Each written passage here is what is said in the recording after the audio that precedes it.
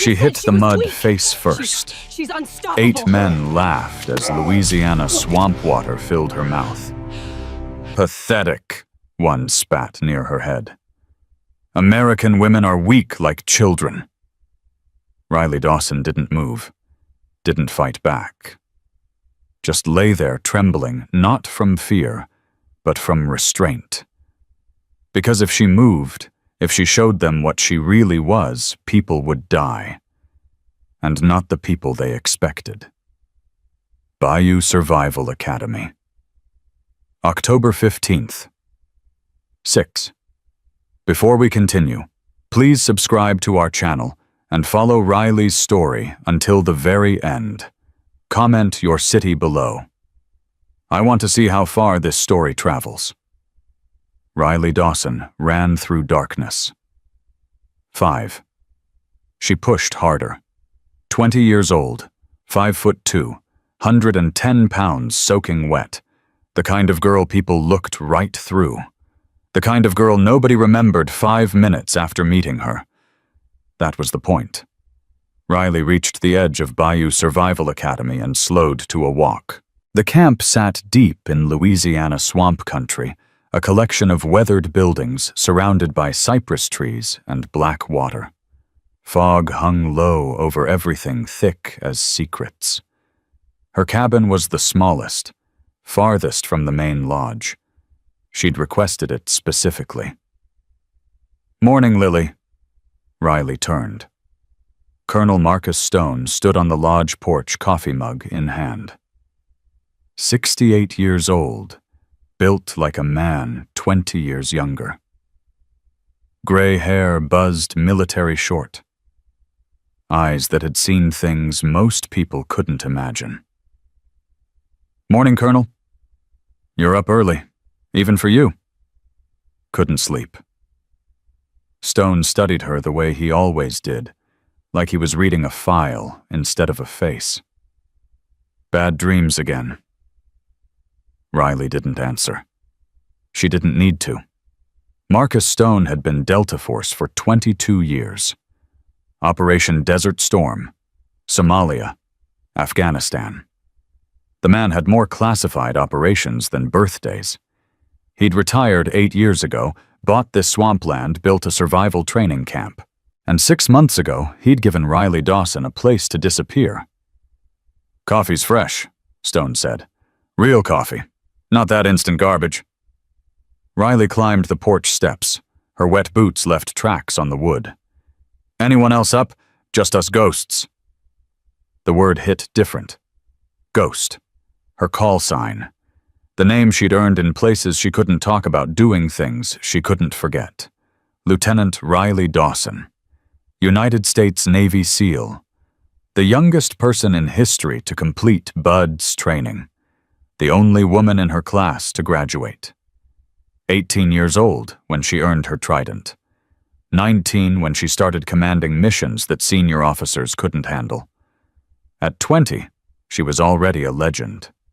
At 20, she was already broken. Inside the lodge, Riley poured coffee into a chipped ceramic mug. Her hands were steady. They were always steady, even when everything inside her was screaming. "New group coming in today," Stone said, settling into his chair by the fireplace. 8 men, European. Executives, supposedly. Supposedly, they paid triple rate, cash, requested the back cabins away from other guests. Riley's instincts flickered. That's unusual. That's suspicious. Stone sipped his coffee. But suspicious pays the bills. When did they arrive? Noon. Riley nodded, filed the information away. Not her concern. She was just the maintenance worker here. Just Lily Daniels, the quiet girl who fixed broken boards and cleaned cabins and never made eye contact with guests. Nobody special. Nobody dangerous. Riley. She looked up at the sound of her real name. Stone rarely used it. "You've been here 6 months," he said carefully. "You planning to stay forever?" "I'm planning to stay invisible." That's not the same thing. Riley set down her mug. What do you want me to say, Colonel? That I'm ready to go back, that I've healed. She shook her head. 7 people died because of me. My team. My family. They're gone and I'm still here and I don't know how to live with that. Stone was quiet for a long moment. Then, your uncle said the same thing once. Riley went very still. Commander David Dawson. Her uncle. Her hero. The man who'd raised her after her parents died in a car accident when she was 8. Navy SEAL. 23 years of service. Killed in action in Afghanistan when Riley was 12. His death was why she'd enlisted. His legacy was why she'd pushed herself harder than anyone thought possible. His memory was why she couldn't stop running. David blamed himself for every man he lost, Stone continued. Carried them around like stones in his pockets. You know what he told me once? Riley's voice was barely a whisper. What? He said the dead don't want us to suffer. They want us to live, to make their sacrifice mean something. Stone leaned forward. 7 people died in Yemen, Riley. But you survived. You survived for a reason. I survived because I got lucky. You survived because you're the best damn operator I've ever seen. And that includes your uncle. Riley felt tears threatening. She forced them down. Seals didn't cry. Ghosts didn't feel. I should get to work, she said. Cabins need cleaning before the new group arrives. Stone let her go. He always did. Riley spent the morning in routine work. Cabin 3, clear the fireplace. Cabin 4, fix the leaky pipe. Cabin 5, replace the broken window lock. Physical labor kept her hands busy and her mind quiet. That was the point. Keep moving. Keep working. Don't think about Yemen. Don't think about the ambush. Don't think about Martinez screaming into the radio while she... Stop. Riley gripped the edge of the sink knuckles white. Breathe. Just breathe. She was in cabin 6 when she heard the vehicles. 2 engines. Heavy. Not the usual pickup trucks that brought tourists. Riley moved to the window. 2 black Chevy Suburbans rolled up the main drive. Tinted windows. New tires. The kind of vehicles that screamed government or something worse. 8 men climbed out. Riley watched them carefully. The way they moved. The way they scanned the area. The way they naturally formed a perimeter without discussing it. These weren't executives. One man stood out from the others. Tall, maybe 6'1". Dirty blonde hair, sharp features. Expensive outdoor jacket that had never seen actual wilderness. When he turned, Riley caught his profile. Slavic features. Eastern European. He surveyed the property with professional interest, not the way a tourist looked at a place, the way an operator cleared a location. Riley's stomach tightened. Colonel Stone emerged from the lodge to greet them. Handshakes, introductions. The tall man did most of the talking, animated, friendly, charming. His companions stayed quiet, letting him play the role. 7 quiet men and 1 talker. Standard team configuration. Riley pulled back from the window. Her heart was beating faster now. The old instincts were waking up, the ones she'd tried so hard to bury. Stop it, she told herself. You're not that person anymore. You're Lily Daniels. You're nobody. But the feeling wouldn't go away. Something was wrong. The group's leader introduced himself as Viktor Sokolov, tech entrepreneur from Prague. His companions were business partners, he said. Associates. They were here for team building, stress relief, getting back to nature. Riley heard all of this from the kitchen where she was restocking supplies. She kept her head down, made herself small, invisible. And this facility can accommodate our need for privacy. Victor asked Stone. His English was excellent, barely accented. Back cabins are completely isolated, Stone replied. Half-mile from the main lodge. You won't be disturbed. Perfect.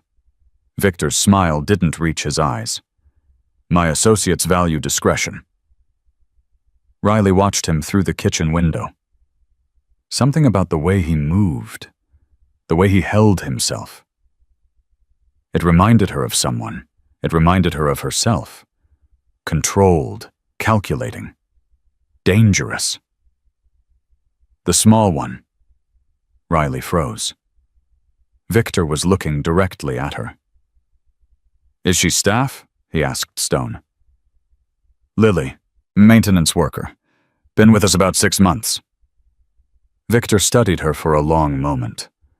Riley kept her eyes down her posture, submissive. Just a simple maintenance girl. Nothing to see here. She looks young, Victor observed. She's 20, works hard, keeps to herself. Victor nodded slowly.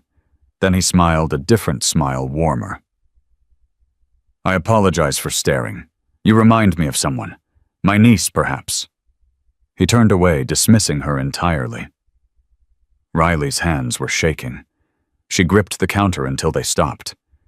He'd looked right at her, right through her. But he hadn't seen the truth. Nobody ever did. That night, Riley couldn't sleep. She lay in her small cabin, staring at the ceiling, listening to the swamp sounds outside. Frogs, insects, the occasional splash of something moving through water. 7 men.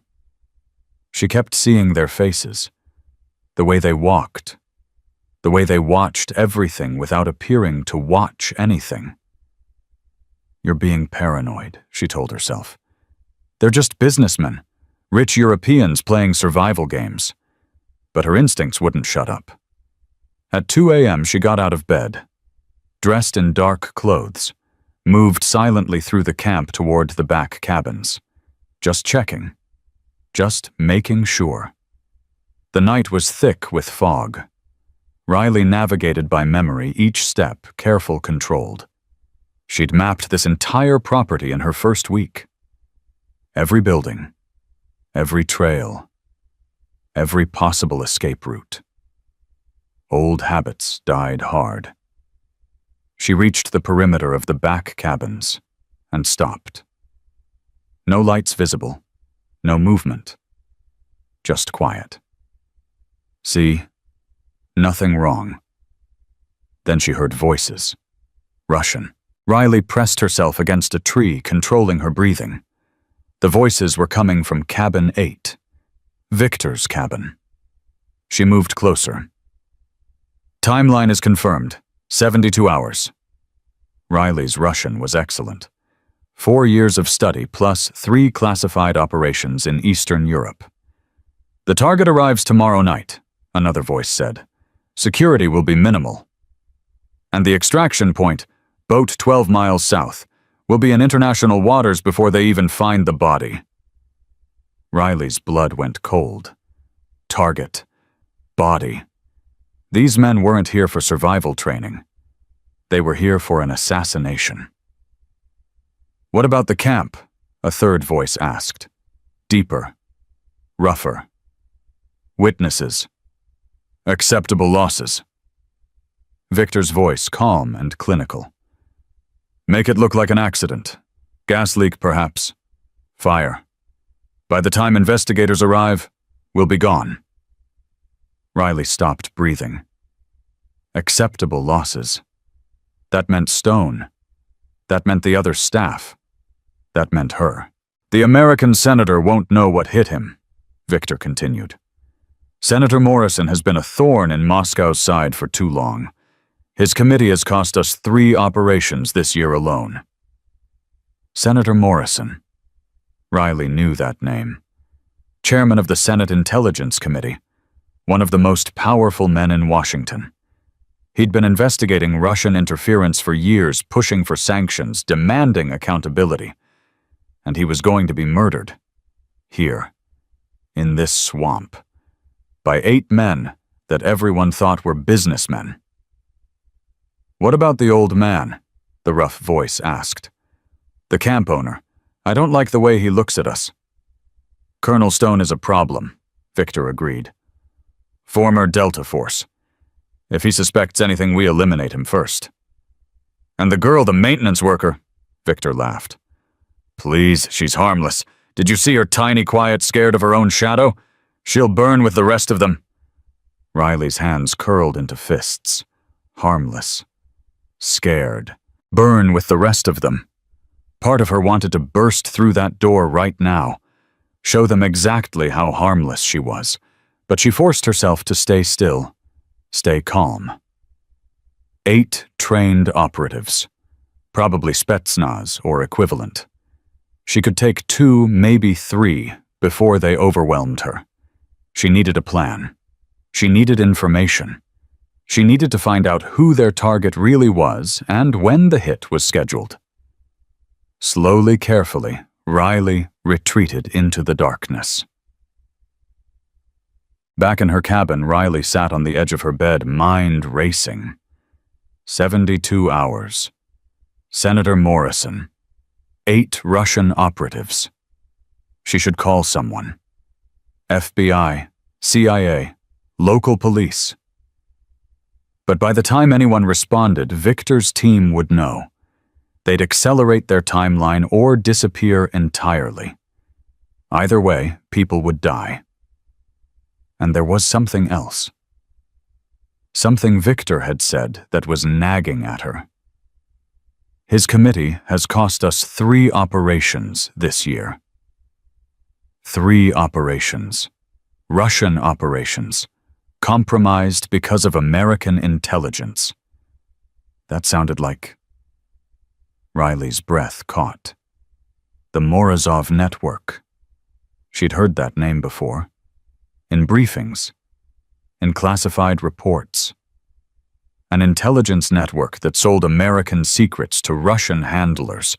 They'd been operating for years, responsible for dozens of compromised missions, including Yemen, including her team. Riley's hands started shaking again, but this time it wasn't fear. It was rage.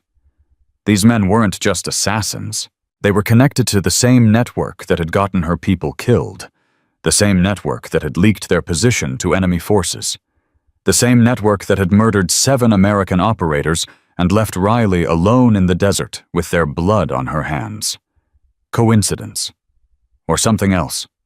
Riley stood up, walked to her closet, reached into the back behind the work clothes and old boots. A black duffel bag. She hadn't opened it in 6 months. Hadn't wanted to. Hadn't been able to. Her hands moved on autopilot, unzipping the bag, pulling out the contents. Custom sniper rifle broken down. 2 tactical pistols. 3 combat knives. Body armor. Night vision. Suppressor. And at the bottom, wrapped in a worn bandana, 7 dog tags. Martinez, Sullivan, Rodriguez, Thompson, Chen, Williams, Garcia. Her team. Her family. Her dead. Riley picked up the dog tags, felt their weight in her palm. Cold metal warming against her skin. "I'm sorry," she whispered. "I'm sorry I couldn't save you."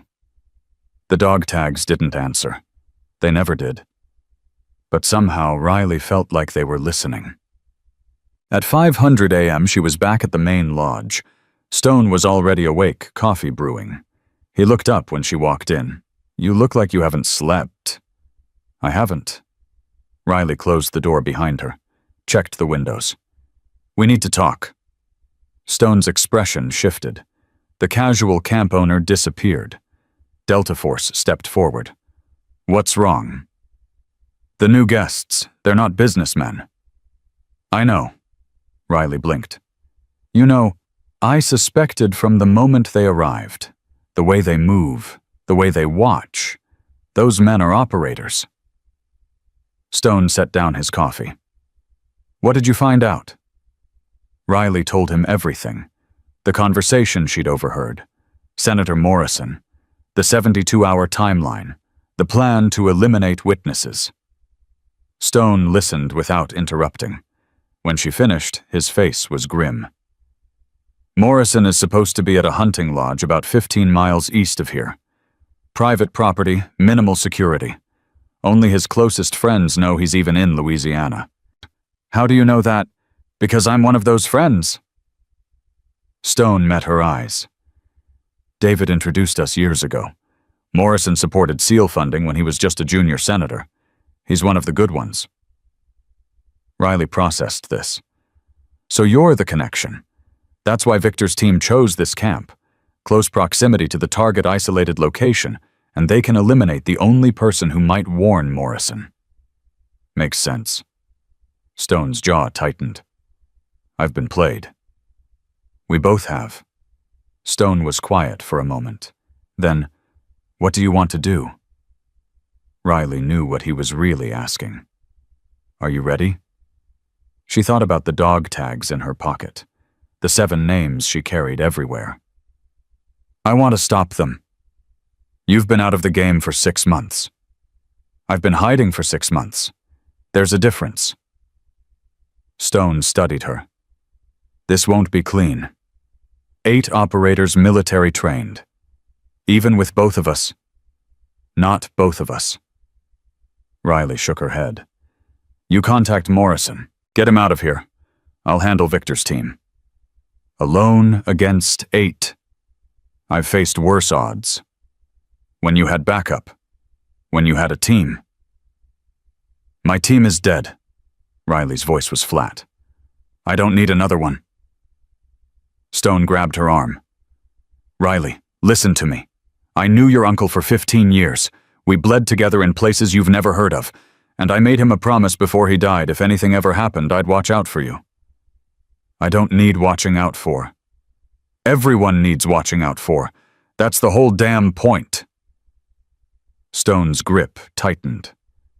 You're not doing this alone. Period. Riley looked at him, this old warrior who'd given her shelter when she had nowhere else to go, who'd asked no questions, who'd let her hide. You could die, she said. I've been dying since 1983. Every day above ground is borrowed time. Stone smiled grimly. Besides, I didn't survive 30 years of black ops just to be taken out by a gas leak. Riley felt something crack inside her, something that had been frozen for 6 months. Okay, she said quietly. Partners. Partners. Stone released her arm. Now let's figure out how 2 broken old soldiers are going to stop a Russian hit squad. Riley almost laughed. Almost. They planned through the morning. Stone would contact Morrison through secure channels, warn him about the threat, coordinate an emergency extraction.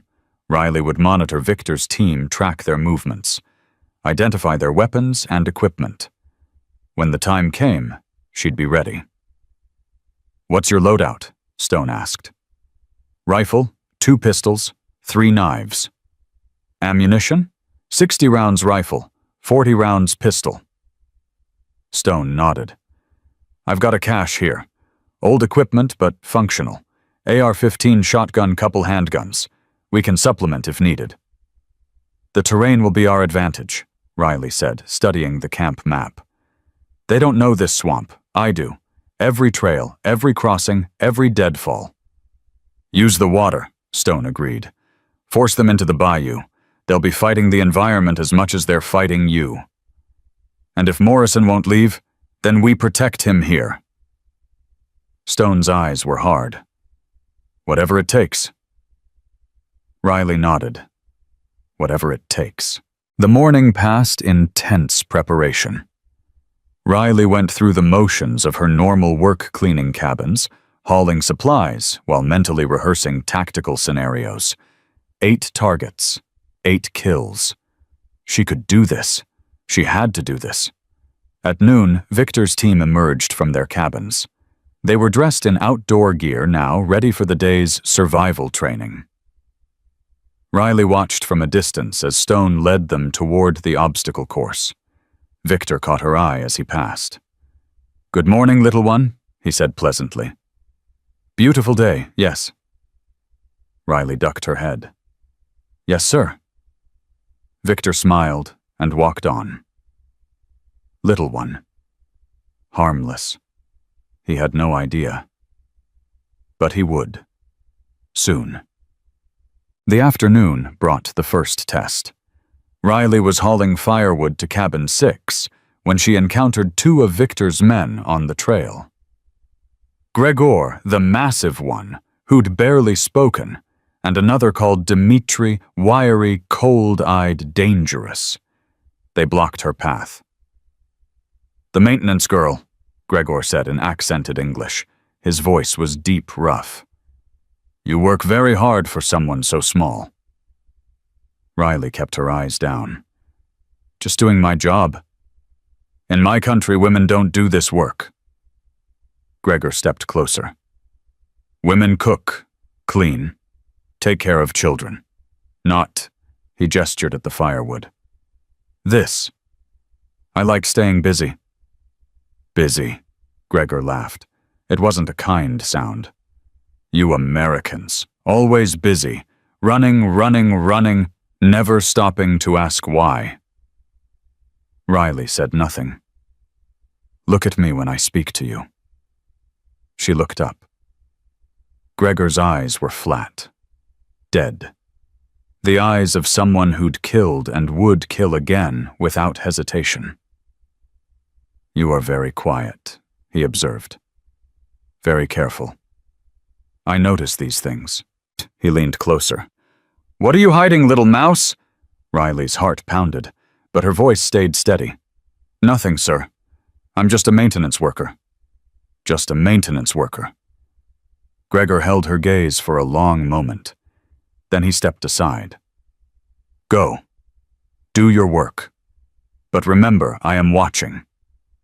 Riley walked past him, forcing herself not to run. Behind her, Gregor said something to Dmitri in Russian.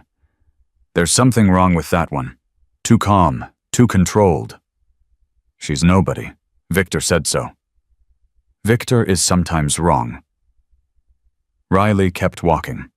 She made it around the corner before her hands started shaking. Gregor had noticed. Not everything, but something. The timeline had just gotten shorter. That evening, Riley made her report to Stone. Gregor suspects something, she said. He won't act yet, but he's watching me. Then we move tonight. What about Morrison? Made contact through back channels. He's refusing to leave. Stone's face was frustrated. Stubborn bastard says he won't run from Russian threats. Says that's exactly what they want. Then we have to protect him here. That's the plan. I'm heading to his location at 2200, setting up a perimeter establishing security protocols.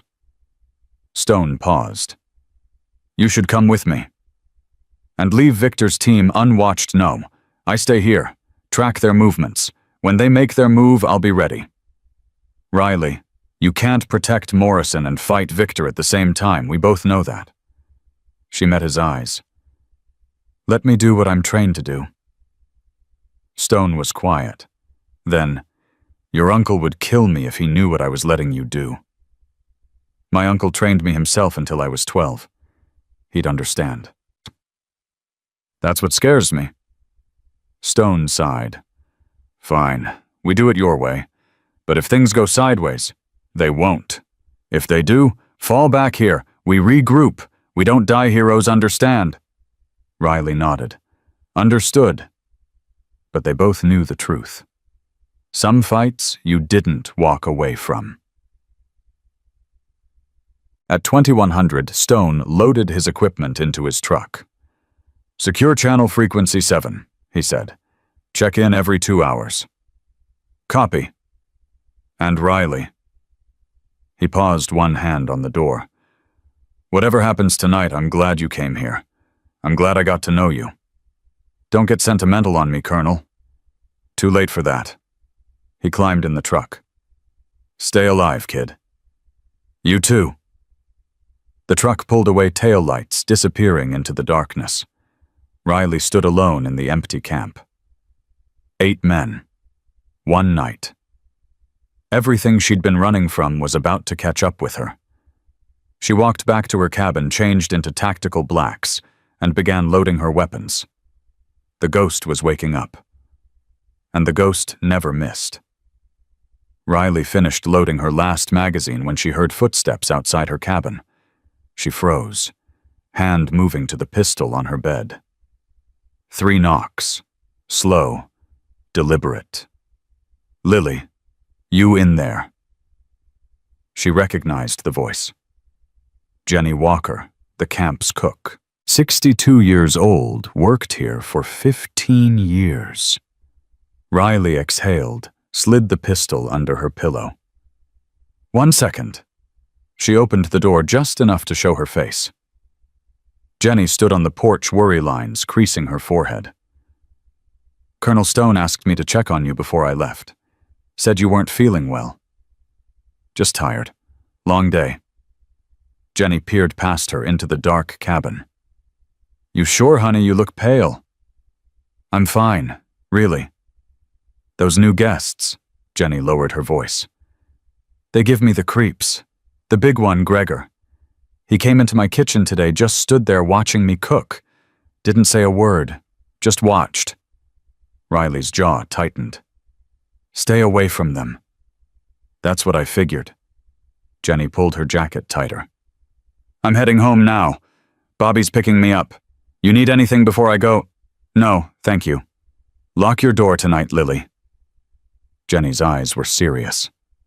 "I don't trust those men." "Neither do I," Riley thought. "Neither do I." She watched Jenny walk toward the parking lot, watched her get into her husband's truck, watched the taillights disappear down the road. One less civilian to worry about. Riley closed her door, locked it, and returned to her weapons. The night was just beginning. 2 hours passed. Riley monitored the back cabins through night vision tracking movements. Victor's team stayed inside lights on shadows passing behind curtained windows. Planning. Preparing. Just like her. At 2300, her radio crackled. "Ghost, this is Stone. Check in." Riley keyed her mic. "Ghost copies. All quiet here. Victor's team is still in their cabins." "Copy that. Morrison's secure. I've got eyes on his location. Security is tighter than he admitted. 2 private guards plus local sheriff making rounds." "That won't stop Victor." "No, it won't." Stone paused. "Anything else to report?" "Gregor's suspicious. Questioned me on the trail today. He knows something's off. Can you maintain cover? For now?" "For now isn't good enough, Riley. It'll have to be." Static. Then, "Check in at 0100. Stone out." Riley set down the radio. Through her window she could see the faint glow from cabin 8. Victor's cabin. "What are you planning?" She needed more information. The conversation she'd overheard gave her a timeline, but not details. How were they planning to reach Morrison? What weapons? What extraction route? There was only one way to find out. Riley holstered her pistol, strapped a knife to her ankle, and slipped out into the darkness. The fog had thickened. Good for concealment. Bad for visibility. Riley moved by instinct, each step silent, controlled. She'd learned to move like this in places where sound meant death. She reached the perimeter of the back cabins and stopped. Voices. Russian again, but different this time. Arguing. Riley crept closer, pressing herself against the side of cabin 7. The voices were coming from the space between buildings. "Too risky. We should abort." "Abort," Victor's voice cold and sharp. "After 6 months of planning, after everything we've invested, the old man knows something. I see it in his eyes. Colonel Stone is a washed-up soldier playing camp counselor. He suspects nothing. And the girl..." Silence. Riley held her breath. "What about her?" Victor asked. "Gregor says she's wrong. Too calm, too careful. He thinks she's military. Victor laughed. Military. She's 5'2" and weighs nothing. She flinches when you raise your voice. She's a traumatized little mouse, nothing more. Gregor is rarely wrong about these things. Gregor is paranoid. It's why he's useful and why he's annoying. Victor's tone hardened. We proceed as planned. Tomorrow we conduct reconnaissance. The day after we execute. Senator Morrison dies, and we extract before anyone knows what happened. What about witnesses? The camp burns. Everyone inside burns with it. By the time investigators sift through the ashes, we'll be drinking vodka in Prague. Riley's hands curled into fists. Burns. Everyone burns. There's something else, the other voice Dmitri Riley realized. Moscow sent updated intelligence. The Morozov contact confirmed Morrison's schedule. Riley's heart stopped. Morozov. Good, Victor said. Our friends in Washington continue to prove their worth. They want proof of completion, photos documentation. They'll get what they paid for. The Morozov network has invested heavily in this operation. We will not disappoint them.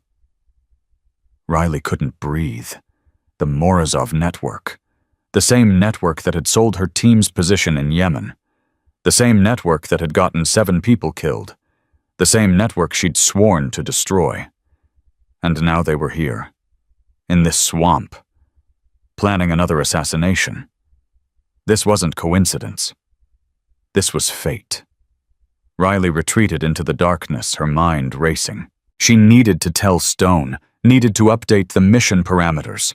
This wasn't just about protecting Senator Morrison anymore. This was about justice. This was about her team. She was halfway back to her cabin when a hand grabbed her shoulder. Riley reacted on instinct. Spun struck, felt her elbow connect with something solid. Ow, Jesus, Lily. She stopped mid-strike. Tommy Chen, 23 years old. Part-time maintenance worker. He'd been hired 2 months ago, usually worked weekends. Tommy. Riley's heart was pounding. What are you doing here? Tommy rubbed his chest where she'd hit him. I was about to ask you the same thing. Colonel Stone called me in for extra shifts, said he needed help with the new group. He stared at her. Why are you dressed like that? And how did you move so fast? Riley looked down at herself. Black tactical clothing. Knife visible on her ankle. Night vision pushed up on her forehead. Stupid. Careless. I was checking the perimeter, she said lamely.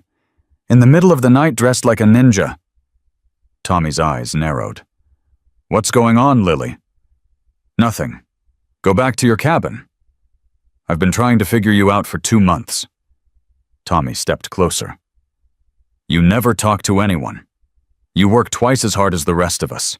And sometimes when you think no one's watching, you get this look in your eyes. Like you're somewhere else. Somewhere bad. Tommy, who are you really? Riley's hand moved to her knife. She didn't want to hurt him. But if he compromised her mission, I'm nobody, she said quietly. Just a maintenance worker. Bull. Tommy crossed his arms. I grew up military. My dad was Army Rangers 20 years. I know a soldier when I see one. You walk like one. You watch everything like one. And that move you just did, that wasn't self-defense class. That was combat training. Riley said nothing. Those new guests, Tommy continued. They're not businessmen, are they? What makes you say that? Because I've been watching them too. The way they communicate hand signals, code words. The way they're always scanning for threats. That big one, Gregor, he's got prison tattoos, Russian ones. Saw them when he reached for something. Tommy's voice dropped. What are they really here for? Riley made a decision. Possibly a mistake. But she needed allies, and Tommy had already seen too much. They're here to kill someone. Tommy's face went pale. Kill who? A United States senator. Holy... Tommy stepped back. We need to call the police, FBI. Someone. Already handled. Colonel Stone is working with federal contacts. Then why are you out here alone dressed like that? Because someone needs to watch Victor's team, track their movements, be ready if they move early. Tommy stared at her for a long moment. You're not a maintenance worker. No. Who are you? Riley hesitated. Then, someone who's done this before. Tommy processed this. She could see him deciding, weighing his options. What can I do? He finally asked. Go back to your cabin. Lock your door. If you hear anything tonight, anything at all, stay inside. I'm not going to just... Tommy. Riley grabbed his arm. These men are killers. Professionals. If they see you, if they suspect you know anything, they will put a bullet in your head without hesitation. Do you understand? He swallowed. Yeah, I understand. Good. Now go. Tommy turned to leave, then stopped. Lily, or whatever your name is. Be careful. I always am. She watched him disappear into the fog, then continued toward her cabin. One more complication. One more person to protect. The mission was getting messier by the minute. Riley was almost to her door when she heard something that made her blood freeze. A scream. Female. Coming from the main lodge. Riley sprinted. Her feet barely touched the ground, years of training taking over. The lodge was 200 yards away. She covered it in under 30 seconds. The front door was open. Riley drew her pistol pressed against the wall, listened. Crying. Whimpering. She moved inside. Jenny Walker sat on the floor of the kitchen, blood running from a cut on her forehead. Gregor stood over her, his massive frame blocking the light. I ask again, Gregor said calmly. Where is Colonel Stone? I don't know, Jenny sobbed. I came back because I forgot my phone. Please, I don't know anything. You're lying. He raised his hand to strike her. Riley stepped out of the shadows. Hey. Gregor turned. Riley's pistol was aimed at his chest. Back away from her. Gregor's eyes widened slightly. Then he smiled. The little mouse. I knew something was wrong with you. I said back away, or what you'll shoot me. Gregor took a step forward. You're trembling. You've never killed anyone. I can see it in your eyes. Riley's hands were steady. You're wrong about that. Am I? Another step. I've killed 47 people. Men, women, soldiers, civilians. I know what a killer looks like. You're not one. Last warning. Gregor moved fast. Faster than a man his size should be able to move. His hand shot out, grabbed the barrel of Riley's pistol, twisted. Riley let him take it. Because while he was focused on the gun, her knife was already in her other hand. She slashed across his forearm. Deep, muscle and tendon. Gregor roared, stumbled back. Blood poured from the wound. You little... Riley was already moving. Kick to his knee, elbow to his throat, palm strike to his nose. Gregor went down hard. But he was trained, too. He rolled, came up swinging. His good hand connected with Riley's shoulder, sent her spinning. She hit the counter, felt ribs crack. Ignore it. Gregor charged. Riley sidestepped, used his momentum against him. He crashed into the industrial stove, pots and pans clattering everywhere. Jenny, run! The older woman scrambled for the door, still crying. Gregor was up again. Bleeding heavily now, but rage had taken over. He grabbed a kitchen knife from the counter. I'm going to gut you, little mouse. He lunged. Riley caught his wrist, redirected the blade. Twisted. The knife plunged into his own shoulder. Gregor screamed. Riley swept his legs, put him on his back, pressed her boot against his throat. Who else knows about the senator? She demanded. Go to hell. She pressed harder. Who else? Victor will kill you. He'll kill everyone. Victor's next. Riley pulled the knife from his shoulder. He screamed again. "But first you're going to tell me everything about the Morozov network." Gregor's eyes flickered. Fear. "How do you know that name? They killed 7 of my people. 7 operators who were my family. I've been hunting them for 6 months. Riley leaned close. "Now I find them here. In my camp. Planning another murder. So you're going to tell me everything, or I'm going to make the next few hours of your life extremely unpleasant." Gregor stared at her, really seeing her now. Not the maintenance girl. Not the scared little mouse. The ghost. "You're her," he whispered. "The woman from Yemen. The survivor. Victor has a file on you." Riley went cold. "What file?" "The Morozov network has been tracking you for months. They knew you survived. They knew you'd come looking for answers eventually." Gregor laughed, blood bubbling on his lips. "This isn't coincidence, little ghost. This is a trap." The words hit Riley like a physical blow. A trap. They knew she was here. They'd known all along. "Victor chose this camp because of you," Gregor continued. "Kill the senator, yes, but also eliminate the last loose end from Yemen. 2 objectives, 1 operation." Riley's mind raced. If Victor knew who she was, then everything had changed. The timeline. The plan. Stone's position. Stone. The senator isn't the only target, she realized. Morrison is bait. You want me to expose myself protecting him. Gregor smiled. Now you understand. Riley grabbed his collar. Where are the others? Where's Victor right now? Too late. Gregor's smile widened. Victor already knows you're here. He's been watching the whole time. The moment you attacked me, the signal went out. On cue, Riley heard engines starting outside, vehicles moving, men shouting in Russian. She'd been played. She'd walked right into their trap. Riley released Gregor, ran for the door. The 2 black Suburbans were pulling out of the parking lot, heading east, toward Morrison's location. They were making their move.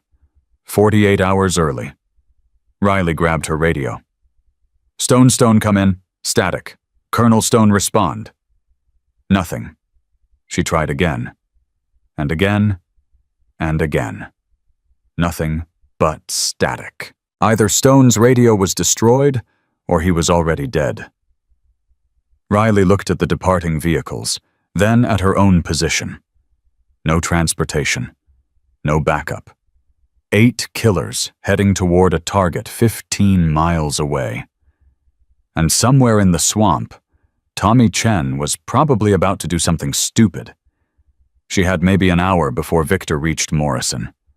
Less if they were pushing hard. An hour to stop 8 men.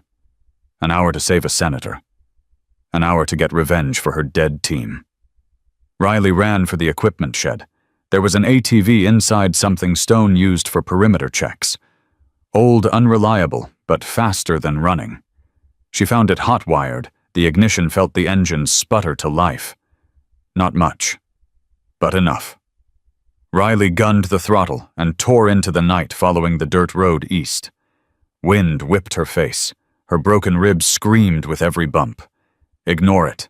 Focus. Somewhere ahead, Viktor Sokolov was about to learn what happened when you underestimated a ghost. The swamp flew past in a blur of shadows and fog. Riley pushed the ATV harder, faster engine, whining in protest. Her radio crackled. Ghost, repeat, ambush, Stone's voice. Broken, faint. Stone, can you hear me? Stone? They're here. Morrison's guards. Down. The transmission cut off. Riley's heart seized. Stone was alive, for now. But he wouldn't be for long. She had 10 minutes, maybe less. 10 minutes to cover 15 miles. 10 minutes to save the only family she had left. The ATV hit a pothole. Riley nearly lost control, fought the handlebars, kept going. 8 men, 1 senator, 1 old soldier, and her. The odds were impossible. But impossible was what ghosts did best. The road curved ahead, disappearing into darkness. Beyond it, somewhere in the Louisiana night, death was waiting. Riley pushed the throttle all the way down. She was done hiding, done running, done pretending to be someone she wasn't. Lieutenant Riley Dawson was going to war, and God help anyone who stood in her way. The ATV died 3 miles from Morrison's lodge. Riley didn't slow down. She abandoned the machine and ran, her broken ribs grinding with every stride. Pain was just information. Information she could ignore. 2 miles. 1 mile. Half a mile. She heard gunfire ahead, short bursts, controlled, professional. Victor's team had already engaged. Riley pushed harder. The lodge emerged through the trees. A sprawling hunting cabin, 2 stories wrap-around porch. 2 bodies lay in the front yard. Morrison's private security. Both shot clean through the head. Movement on the 2nd floor. Shadows behind windows. Riley circled wide, approached from the east side. She counted muzzle flashes. 4 shooters on the ground floor. At least 2 more covering the perimeter. 6 accounted for. Where was Victor? Where was Stone? She found her answer behind the tool shed. Colonel Marcus Stone sat propped against the wall, hand pressed to his stomach. Blood seeped between his fingers, dark and spreading. Riley. His voice was weak. Knew you'd come. She dropped beside him, assessed the wound. Gut shot. Bad, but not immediately fatal. He had maybe an hour without medical attention. How many inside? She asked. 4. Victor took Morrison and his daughter upstairs, using them as leverage. Daughter, Emma, 16 years old. She was visiting for the weekend. Stone coughed, blood flecking his lips. They didn't expect her. Victor's improvising. A hostage complicated everything. Where are the other 2? Patrolling. I got one before they got me. Stone gestured weakly toward a body 20 yards away. That leaves 5 plus Victor. 6 men. 1 hostage. 1 dying mentor. Riley had faced worse odds. Not by much, but she had. Stay here, she said. I'll come back for you. Riley, Stone grabbed her wrist. His grip was surprisingly strong. Victor knows who you are. He's been planning this for months. Don't underestimate him. I won't. And Riley. Stone's eyes locked onto hers. Your uncle would be proud. I want you to know that. Whatever happens tonight, David would be so damn proud. Riley felt tears threatening. She forced them down. Tell him yourself when you see him, she said. But not tonight. She moved toward the lodge. The first guard never saw her coming. Riley approached from his blind spot, waited until he turned, then struck. Knife across the throat. Quick. Silent. He dropped without a sound. 4 plus Victor. She dragged the body into the bushes, took his radio, listened.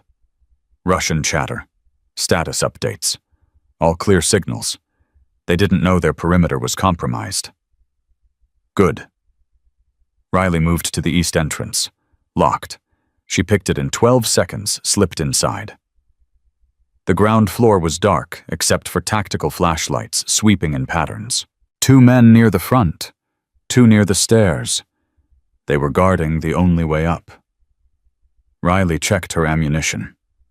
42 rounds pistol. 12 rounds rifle. Not enough for a prolonged firefight. She'd have to be surgical. The first pair went down fast. Riley emerged from the shadows, double-tapped both before they could raise their weapons. The suppressor muffled the shots to soft coughs. The second pair heard something. They turned weapons up. "Contact!" Riley dove behind a couch as bullets tore through the air.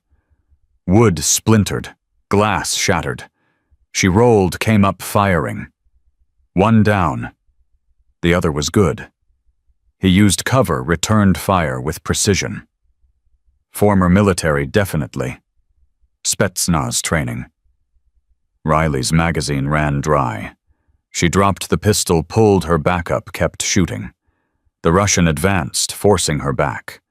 He was bigger, stronger, better positioned. But Riley knew something he didn't. She let him push her toward the kitchen. Let him think he was winning. Let him get confident. When he came through the doorway, she was waiting. The cast-iron skillet connected with his face at 40 miles per hour. He staggered. Riley swept his legs, mounted him, drove her knife into his chest. He stopped moving. 4 down, 1 patroller still outside. Victor and the hostages upstairs. Riley grabbed a fallen weapon. Russian-made SR-3 Viker, compact assault rifle. 30 rounds. Better than what she had. She moved toward the stairs. "That's far enough, Ghost." Victor's voice amplified through a speaker system. Riley froze. "I know you're down there. I heard my men die. Impressive work. Truly." Victor's tone was conversational, almost friendly. "But now we have a problem. You see, I'm holding a 16-year-old girl with a gun to her head, and I really don't want to kill her. Children are messy, bad for the conscience, but I will if you force me." Riley's jaw tightened. "Here's what's going to happen," Victor continued. "You're going to put down your weapons. All of them. Then you're going to walk up these stairs with your hands visible. We're going to have a conversation. A civilized conversation between professionals. And if I refuse, then Emma Morrison dies. Then her father dies. Then I burn this building to the ground and disappear into the night. Your choice, Ghost." Riley calculated. She could storm the stairs, but Victor would have the high ground. Even if she killed him, he might get a shot off first. The girl could die. She couldn't risk it. "How do I know they're still alive?" A pause. Then a new voice. Male older, terrified. "This is Senator Morrison. Please, whoever you are, do what he says. My daughter. She's just a child. Please." Then a younger voice. Female. Trembling. "Don't hurt us. Please, don't hurt us." Emma. 16 years old. Caught in the middle of something she couldn't possibly understand.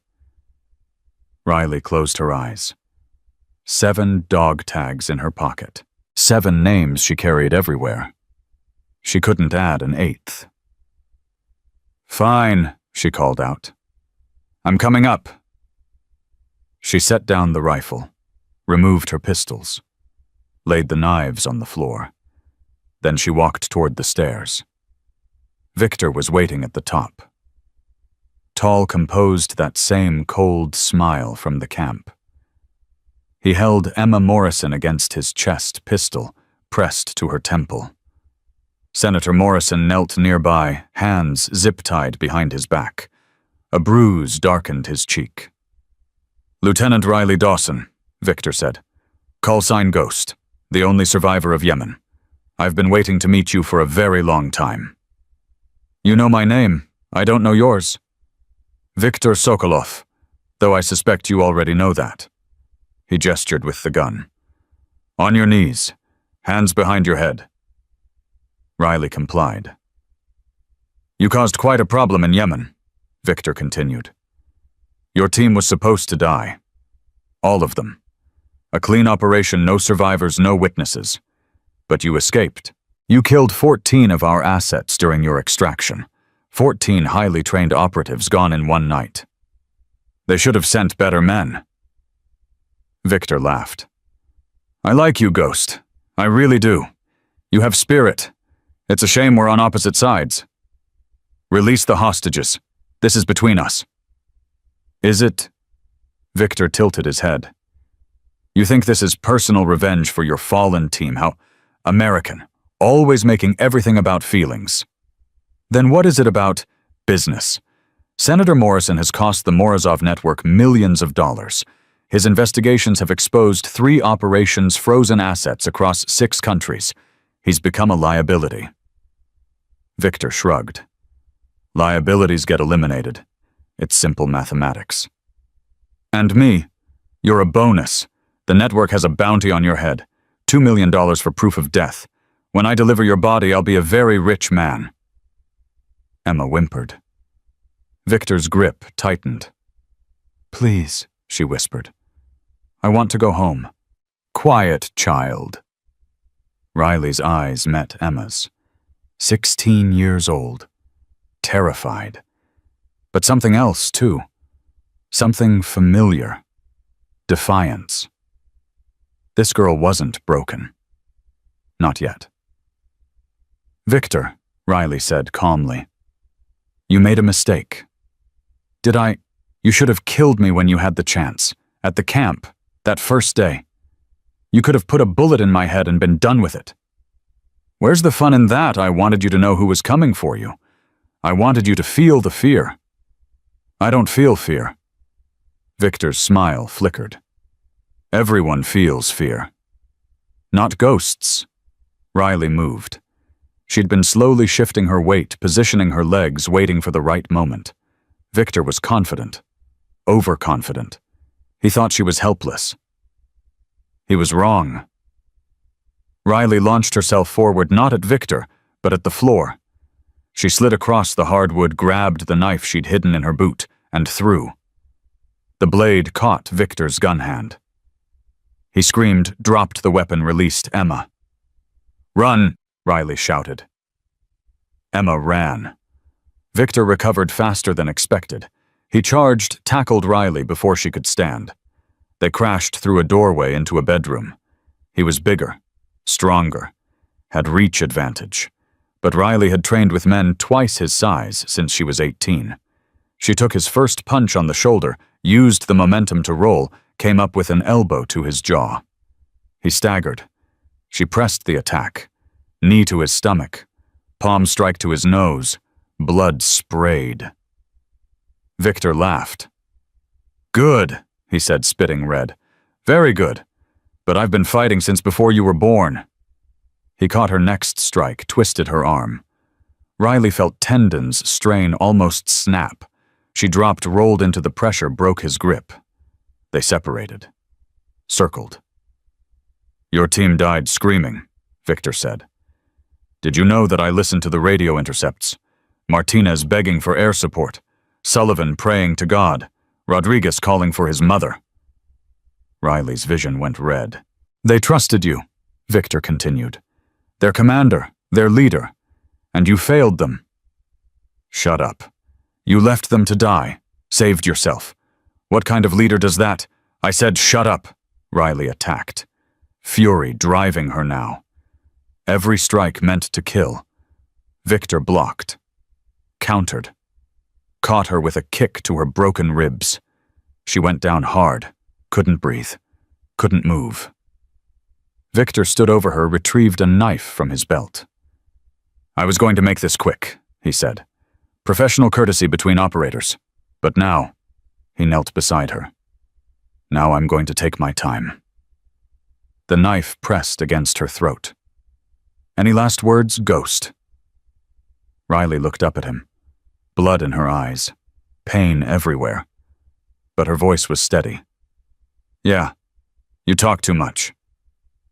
She headbutted him. Victor's nose shattered. He reeled back, knife hand wavering. Riley grabbed his wrist, twisted felt bones break. The knife fell. She caught it before it hit the ground. And then she was on top of him. Blade at his throat. "Where's the Morozov contact?" she demanded. "Who's feeding them intelligence?" "Kill me. I won't talk." Wrong answer. She pressed the blade. Blood welled. "Last chance, Victor. Give me a name." Victor's eyes met hers. For the first time, she saw fear. "I don't know his name," he gasped. "Nobody does. He's inside your government, high level, very high. He's been feeding the network information for 15 years. What department? I don't know. Then how do you contact him? We don't. He contacts us, dead drops, encrypted messages. He's a ghost like you." Riley processed this. A mole. Inside the government. Feeding Russian intelligence for over a decade. That was bigger than one assassination. That was a national security crisis. "One more question," she said. "Who gave the order to kill my team in Yemen?" Victor hesitated. "Answer me." "The contact, your mole. He identified your team's position. He gave the order." Riley felt something cold settle in her chest. "He's the one you want," Victor continued. "Not me. I'm just a soldier following orders. He's the architect. He's been betraying America since before you were born." "Does he know about me, that I survived?" "Everyone knows. You're famous in certain circles. The ghost who wouldn't die." Victor attempted a smile. "He's been watching you for months, waiting to see what you'd do. When you came here to Stone's camp, he saw an opportunity." "Stone's camp? How did you know I was there?" "The contact told us. He knew you'd come to Stone eventually. The old man was your uncle's best friend. It was predictable." Riley's blood went cold. The mole knew about Stone, knew about her connection to him, knew where she was hiding. "Who else knows I'm here?" "Just us, and the contact." Victor's smile returned. "But he's probably already informed others.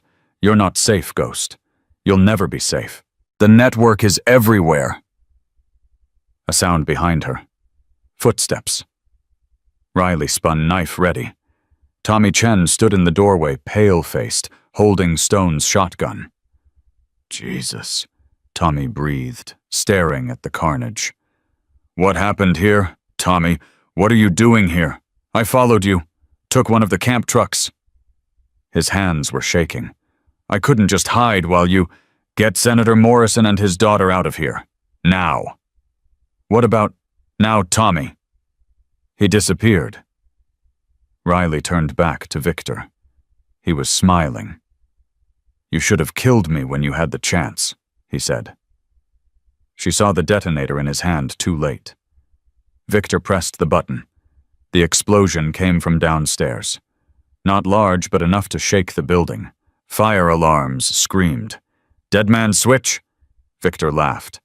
"The whole building is wired. You have maybe 4 minutes before this place becomes a crematorium." Riley didn't hesitate. She drove the knife into Victor's chest. He gasped, eyes widening. "That's for my team," she said. Then she was moving, down the stairs, through the smoke. Tommy had gotten Morrison and Emma out the front. They were in the yard, stumbling toward the truck. "Stone!" Riley screamed. "Where's Stone?" "He's still behind the shed!" Tommy shouted. Riley ran. The fire was spreading fast. Too fast. Some kind of accelerant. The whole building would be gone in minutes.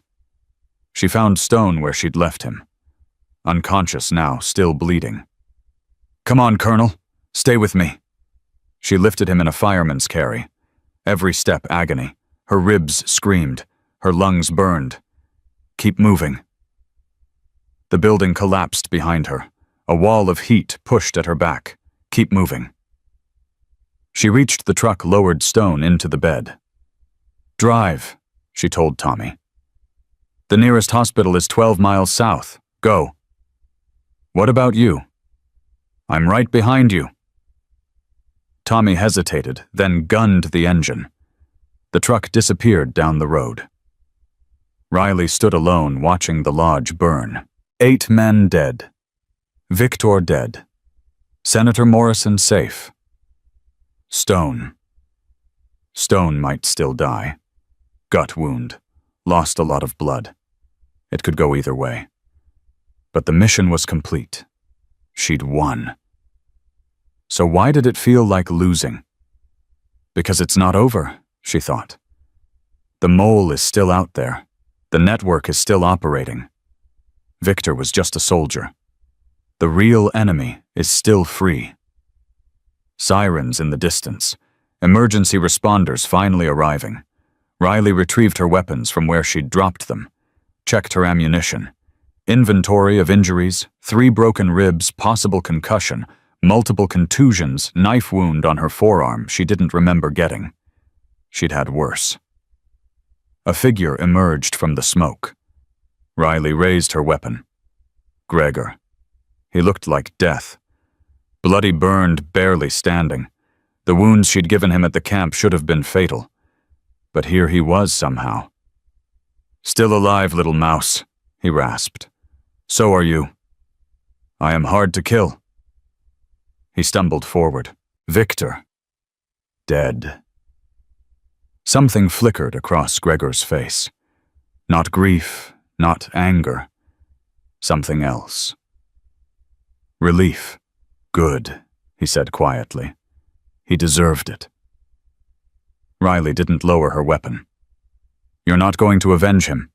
Victor was a dog. A useful dog, but still a dog." Gregor spat blood. "The network will find another. They always do." "Then why are you here?" "To warn you." Gregor's eyes met hers. "The mole. The contact inside your government. He's not just watching you. He's manipulating everything. This whole operation, Victor, the senator you. It's all a game to him." "What game?" "I don't know. But I know one thing." Gregor took another step, swayed. "He wanted you alive. Victor's orders were to capture you, not kill you. The bounty was a lie." Riley's blood ran cold. "Why would he want me alive?" "Because you know something. Or you have something. Something he needs." Gregor laughed weakly. "You're not the hunter ghost. You're the prey. You've always been the prey." He collapsed. Riley stood over him, weapon trained on his chest. One shot would end him. Clean. Simple. But he'd given her information. Information that changed everything. She lowered the weapon. "If you survive," she said, "disappear. Go somewhere the network can't find you. Because if I see you again, I won't hesitate." Gregor didn't respond. Unconscious or dead, she couldn't tell. Riley turned and walked toward the road. Behind her, the lodge burned to ash. Ahead of her, nothing but questions. What did she know that the mole wanted? What did she have that was worth all this death? Why had Victor been ordered to capture her instead of kill her? The answers were out there. Somewhere. Hidden in the shadows where men like the mole operated. She would find them. She would find him. And when she did, there would be no mercy. The sirens were closer now. Red and blue lights flickering through the trees. Riley melted into the darkness. The ghost was just getting started. Riley walked for 2 hours through the swamp before she found the road. Her body was failing. Blood loss? Exhaustion. The adrenaline that had kept her moving was fading fast. Every step felt like dragging concrete through water. She needed medical attention. She needed answers. She needed to know if Stone was still alive. A truck appeared in the distance. Riley stepped into the road, raised her hand. The truck slowed. An old man behind the wheel, weathered face, suspicious eyes. "You okay, miss? You look like hell." "Hospital," Riley managed. "Please." The old man studied her for a long moment.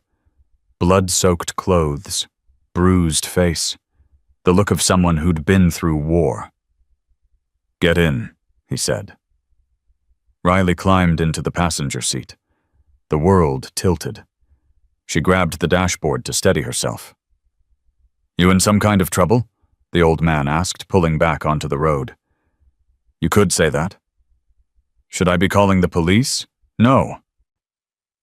Riley forced herself to focus. Just the hospital, please." The old man drove in silence. Riley watched the dark swamp roll past her mind, churning through everything that had happened. Victor was dead. His team was dead. Senator Morrison was safe. But the mole was still out there, still watching, still playing whatever game he'd started. And he wanted her alive. Why? What did she know that was worth more than her death? The hospital appeared ahead, small, rural, probably understaffed, but it would have to do. "Thank you," Riley said as the truck stopped. "Miss," the old man's voice was gentle, "whatever you're running from, I hope you find peace." Riley almost laughed. Peace. She didn't even remember what that felt like. She walked into the emergency room and collapsed. When she woke, everything was white. White ceiling, white walls, white sheets, the steady beep of monitors marking time. Riley tried to sit up. Pain exploded through her chest. "Easy, easy." A nurse appeared, pressing her back down. "You've got 3 broken ribs, a concussion, and you lost almost 2 pints of blood. You're not going anywhere for a while." "How long have I been out?" 18 hours. 18 hours. Anything could have happened in 18 hours. "There was a man," Riley said urgently. "Older gut shot. He would have come in before me." "Is he Colonel Stone?" The nurse's expression softened. "He's alive, barely. Surgery took 7 hours, but he's stable now." Riley felt something release in her chest. He was alive. Stone was alive. "There are people waiting to see you," the nurse continued. "They've been here since you were admitted. Government types from the look of them." Government types. That could mean anything. FBI, CIA, Homeland Security, or someone working for the mole. "I need to see them." "You need to rest." "I need to see them now." The nurse sighed. "Fine, but if you tear your stitches, don't blame me." She helped Riley into a wheelchair and pushed her toward a private room at the end of the hall. 2 men in dark suits stood outside the door. They straightened when they saw her. "Lieutenant Dawson," one asked. "Who's asking?" "Deputy Director Nathaniel Vance, CIA." Riley studied him. Late 50s silver hair, the controlled posture of someone who'd spent decades in intelligence. His eyes were sharp, but not hostile. "How do you know my name?" "We know everything, Lieutenant. We've known where you were for the past 6 months. We've been watching." Riley's blood went cold. Watching, protecting. There's a difference. Vance gestured to the room. "We should talk privately." Inside, Riley found herself facing 3 people. Vance took the chair across from her. A younger woman in a crisp suit stood by the window. And in the corner, looking pale, but very much alive, sat Senator James Morrison. "Lieutenant Dawson," Morrison said, rising, "I wanted to thank you personally." "Senator, you shouldn't be here.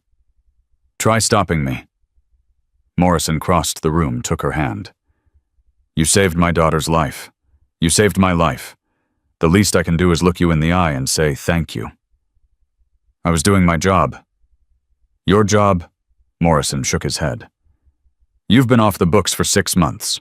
No active duty, no official mission. You did this because it was right. That's not a job. That's character." Riley didn't know how to respond. "Emma wanted to come," Morrison continued, "but I thought that might be too much. She did ask me to give you this." He handed her a folded piece of paper. Riley opened it. A drawing. Simple, but heartfelt. 2 figures standing together. Above them, in a teenager's handwriting, "Thank you for saving my dad. You're my hero." Riley's eyes burned. "She's a good kid," she managed. "She is, and she's alive because of you." Morrison stepped back. "I'm told you have questions. Deputy Director Vance can answer most of them. But if there's anything you need, anything at all, you have a friend in Washington." He left. The door closed behind him. Silence. "Lieutenant Dawson," Vance began. "Riley, or Ghost. I haven't been a lieutenant in a long time."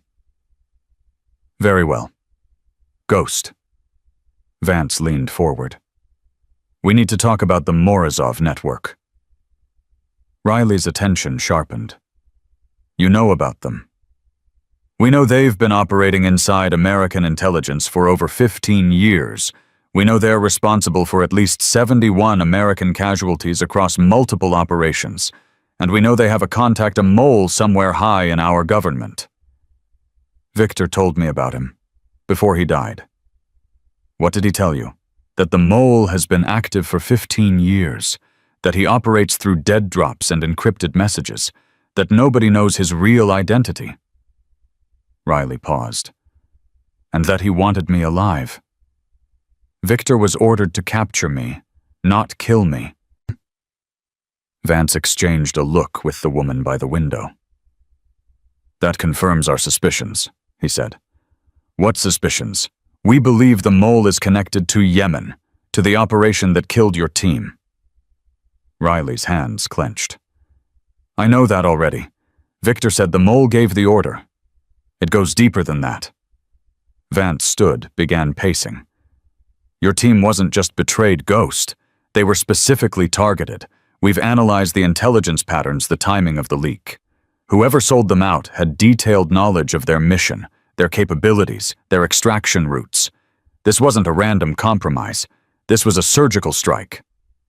Why? What did we have that was worth killing 7 operators?" Vance stopped pacing. "We don't know. That's the problem. Your team's mission in Yemen was standard reconnaissance, nothing special, nothing high value. But someone wanted them dead badly enough to expose a 15-year intelligence operation. And now they want me." "Now they want you," Vance agreed. "The question is why?" Riley's mind raced. Yemen. What had happened in Yemen that was worth all this death? The mission had been simple. Recon on a suspected weapons depot. 4 days in hostile territory, gather intelligence, extract. Routine. Except nothing had been routine. "The depot," Riley said slowly. "We found something at the depot." Vance went very still. "What did you find?" "Documents. Encrypted files on a laptop. We didn't have time to analyze them. Martinez grabbed everything, uploaded it to the cloud before we were hit. Those files were never recovered. The upload was incomplete, corrupted. We got fragments, nothing usable." Martinez said something before he died. Riley closed her eyes, forcing herself back to that moment. The blood, the screaming, Martinez's hand in hers. He said Blackwood. He kept repeating it. Blackwood knows. Blackwood is the key. Vance's face went pale. "What is it?" Riley demanded. "What's Blackwood? Not what, who?" Vance's voice was barely above a whisper. "Senator Richard Blackwood, chairman of the Senate Armed Services Committee, one of the most powerful men in Washington." Riley felt the floor shift beneath her. "You think a senator is the mole?"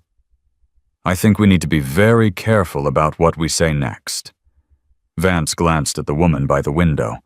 She nodded, pulled out a device, swept the room for bugs. "Clean," she reported. Vance relaxed slightly. "Senator Blackwood has been untouchable for 20 years. He has connections everywhere. Intelligence, military, private sector. If he's the mole, then everything changes. Everything falls apart." Vance sat back down. "We can't move against him without proof. Concrete, undeniable proof. And right now the only evidence we have is the dying word of a soldier in Yemen. Martinez didn't lie. I believe you, but a court won't convict on hearsay. We need those files. The documents your team recovered. They were corrupted. They were incomplete. But our analysts have been working on them for 4 years. They've recovered fragments. Names, dates, financial transactions. It's not enough to prove anything, but it's enough to point in a direction. What direction? Vance reached into his briefcase, pulled out a folder. Inside were photographs. Operations that had failed. Agents who had died. Missions compromised. 71 Americans, he said. Dead because someone in our own government sold them out. Your team was just the latest in a long line of betrayals. Riley stared at the photographs. Martinez, Sullivan, Rodriguez, Thompson, Chen, Williams, Garcia, her family. What do you want from me? She asked quietly. I want you to help us find the truth. You're the only survivor of Yemen. The only person who might have seen something, heard something that could break this case open. I've been over it 1,000 times. I don't remember anything useful. Then we dig deeper. Hypnotherapy. Cognitive interviews. Whatever it takes. Vance leaned forward. Ghost, you're not just a witness. You're a weapon. The Morozov network is afraid of you. They've spent 6 months trying to find you, capture you, control you. That tells me you're more important than even you realize. Riley was quiet for a long moment. If I do this, she said finally, I want full access. Every file, every report, every piece of intelligence you have on the network. Done. And I pick my own team. You'll work with our best, my own team, non-negotiable. Vance hesitated, then nodded. Fine. But you report to me directly. No one else. If Blackwood is the mole, we can't trust anyone in the normal chain of command. Agreed. Vance extended his hand. Welcome back, Ghost. Riley shook it. I never left. After Vance departed, Riley sat alone in the hospital room, processing everything. A senator, one of the most powerful men in America, possibly responsible for the deaths of 71 of her brothers and sisters in arms. It seemed impossible. It felt exactly right. A knock at the door interrupted her thoughts. Come in. The door opened. A young woman stepped inside. 16 years old, blonde hair, red-rimmed eyes. Emma Morrison. Hi, Emma said nervously. They said I could see you. Is that okay? It's okay. Come in. Emma crossed the room, sat in the chair Vance had vacated. She looked smaller somehow, younger.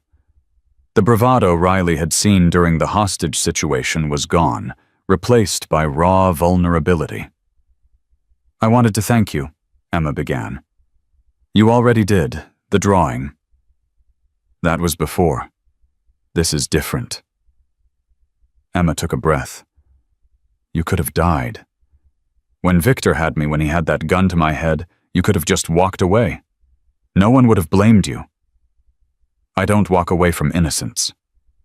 But you didn't even know me. You still don't. I'm just some random girl who got caught in the wrong place at the wrong time. Why would you risk your life for someone you've never met? Riley considered the question, considered how to answer honestly. Because that's what my team would have done, she said finally. The people I lost in Yemen, they died protecting strangers. That was their job. That was their choice. If I had walked away from you, I would have dishonored everything they stood for. Emma was quiet. Then, my dad told me about you. Not everything, but enough. He said you're a hero. I'm not a hero. You saved my life. I did what any trained operator would have done. No. Emma shook her head firmly. My dad's had security teams his whole career. Professional soldiers, Secret Service, private contractors. None of them would have done what you did. Alone against 8 men with no backup. That's not just training. That's something else. Riley didn't know how to respond. Can I ask you something? Emma said. Go ahead. How do you do it being brave, I mean? When Victor had that gun to my head, I was so scared I couldn't think. I couldn't move. I just froze.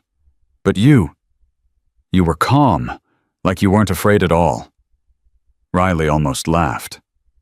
I was terrified. You didn't look it. That's the trick. Being brave doesn't mean not being afraid. It means being afraid and doing what needs to be done anyway. Riley leaned forward. When I was 18, I was the only woman in my SEAL training class. Every single day someone told me I couldn't do it, that I was too small, too weak, too female. Every single day I was scared they were right. But I didn't quit. I kept going. And eventually the fear became just another obstacle to overcome. Emma listened intently. You froze because you weren't prepared, Riley continued. That's normal. That's human. But now you know what fear feels like. You know what it takes to survive. And next time, if there ever is a next time, you'll be ready. How do I get ready? Training, mental and physical.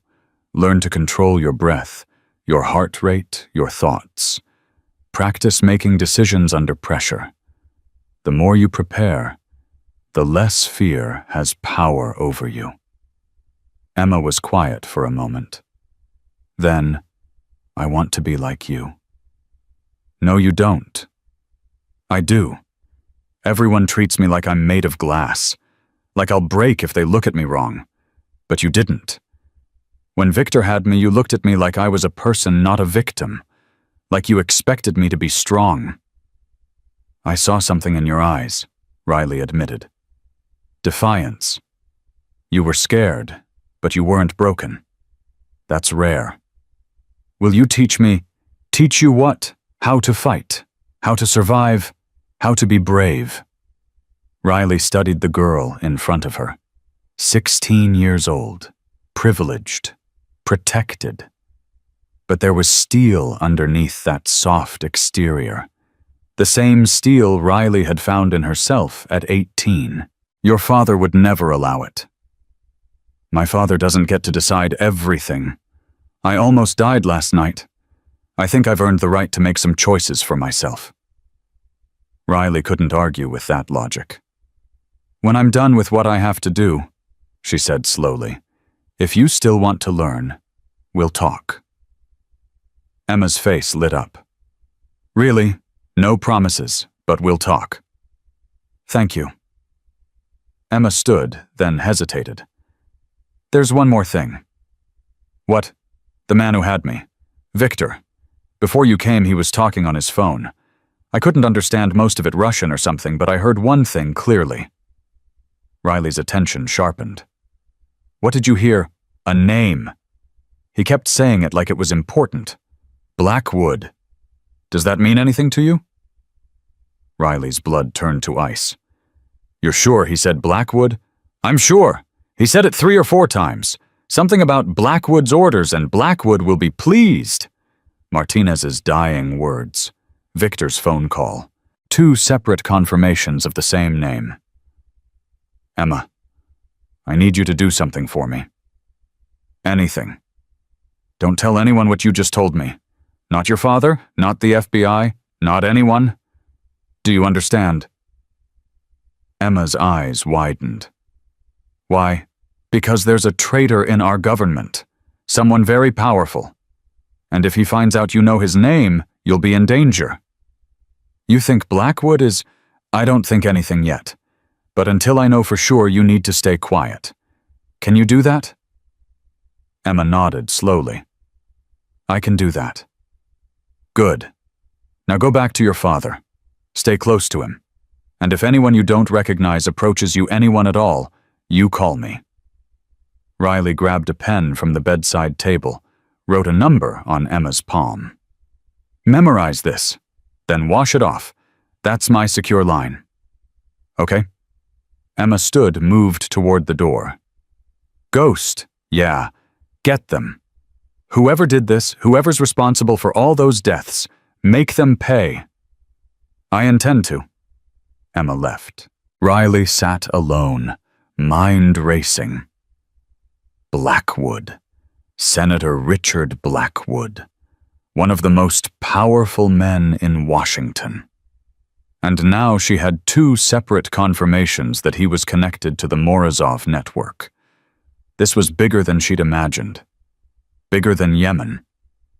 Bigger than 71 dead Americans. This was treason at the highest level, and she was going to expose it. The door opened again. Riley reached for her weapon before remembering she didn't have one.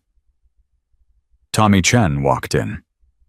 "Easy," he said, raising his hands. "It's just me." "Tommy, what are you doing here?"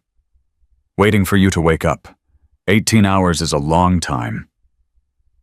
He crossed the room, sat in the chair Emma had vacated. "You look terrible, by the way." "Thanks." "You're welcome." Tommy's expression turned serious. "I heard what happened. At Morrison's Lodge.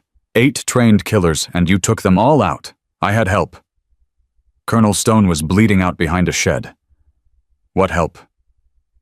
Riley didn't answer. "You're terrifying," Tommy said. "You know that, right? That first day I met you, I thought you were just this sad, quiet girl hiding from something. Turns out you were hiding who you really are. Does that bother you?"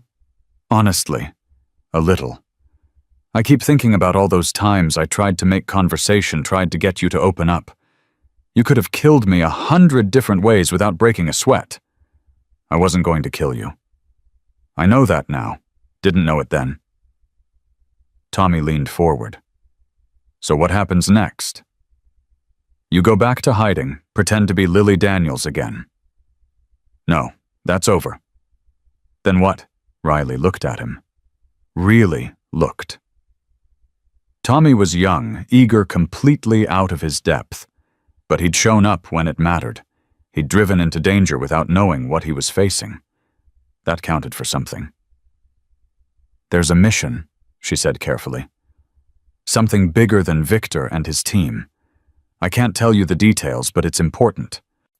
And you're going to take it. I don't have a choice. I'm the only one who can."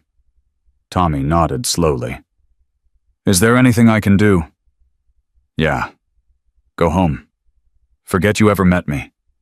Go back to your normal life and don't look back." "What if I don't want normal? Then you're an idiot." "Maybe." Tommy shrugged. "But I'm also the guy who followed you into a firefight with nothing but a shotgun I barely know how to use. I think idiot is pretty well established." Riley almost smiled. Almost. "The world I'm going into is dangerous," she said. "People die. Good people. People I care about. I can't have that on my conscience." "That's not your choice to make. Excuse me. Whether I take risks, whether I put myself in danger, that's my call, not yours." Tommy's jaw set. "I spent 2 months watching you suffer in silence. 2 months wondering what was eating you alive. Now I know. And I'm telling you, you don't have to face it alone. You don't understand, then help me understand." Riley was quiet for a long moment. "There's a man," she finally said. "A powerful man. I think he's responsible for killing my team and dozens of other Americans. I'm going to find proof, and when I do, I'm going to bring him down." "What kind of man? The kind who has entire governments protecting him. The kind who's never been held accountable for anything. The kind who thinks he's untouchable." Tommy whistled low. "Sounds dangerous." "It is." "Sounds important." "It is." "Then let me help. Tommy, I'm serious. I'm not a soldier, I know that. But I'm smart, I'm resourceful, and I actually know how to keep my mouth shut. Use me." Riley studied him. The determination in his eyes, the set of his shoulders. He wasn't going to back down. "There might be something," she said slowly. "Research. Intelligence analysis. Nothing combat-related, but important. I'll take it. It would mean leaving your old life behind. completely. No contact with family or friends until the mission is over. My dad's dead. My mom's in a care facility with dementia. There's nothing keeping me here. Riley hadn't known that. She felt a pang of guilt for never asking. "I'll talk to Deputy Director Vance," she said. "No promises, but I'll talk to him. That's all I ask." Tommy stood moved toward the door, then stopped. "Hey, Ghost. Yeah, I'm glad you're not dead." "Me too, Tommy. Me too." After he left, Riley sat in silence thinking about the team she was assembling. Vance, intelligence support. Tommy, research and analysis. Emma Morrison, an unexpected ally with unexpected information. And somewhere still recovering from surgery, Colonel Marcus Stone. It wasn't the team she would have chosen, but it was the team she had. It would have to be enough. A knock at the door. Riley looked up. A woman she didn't recognize entered the room. Tall, elegant, expensive suit.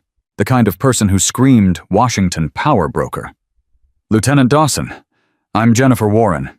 Senator Morrison sent me." "I already spoke to the senator." "I know.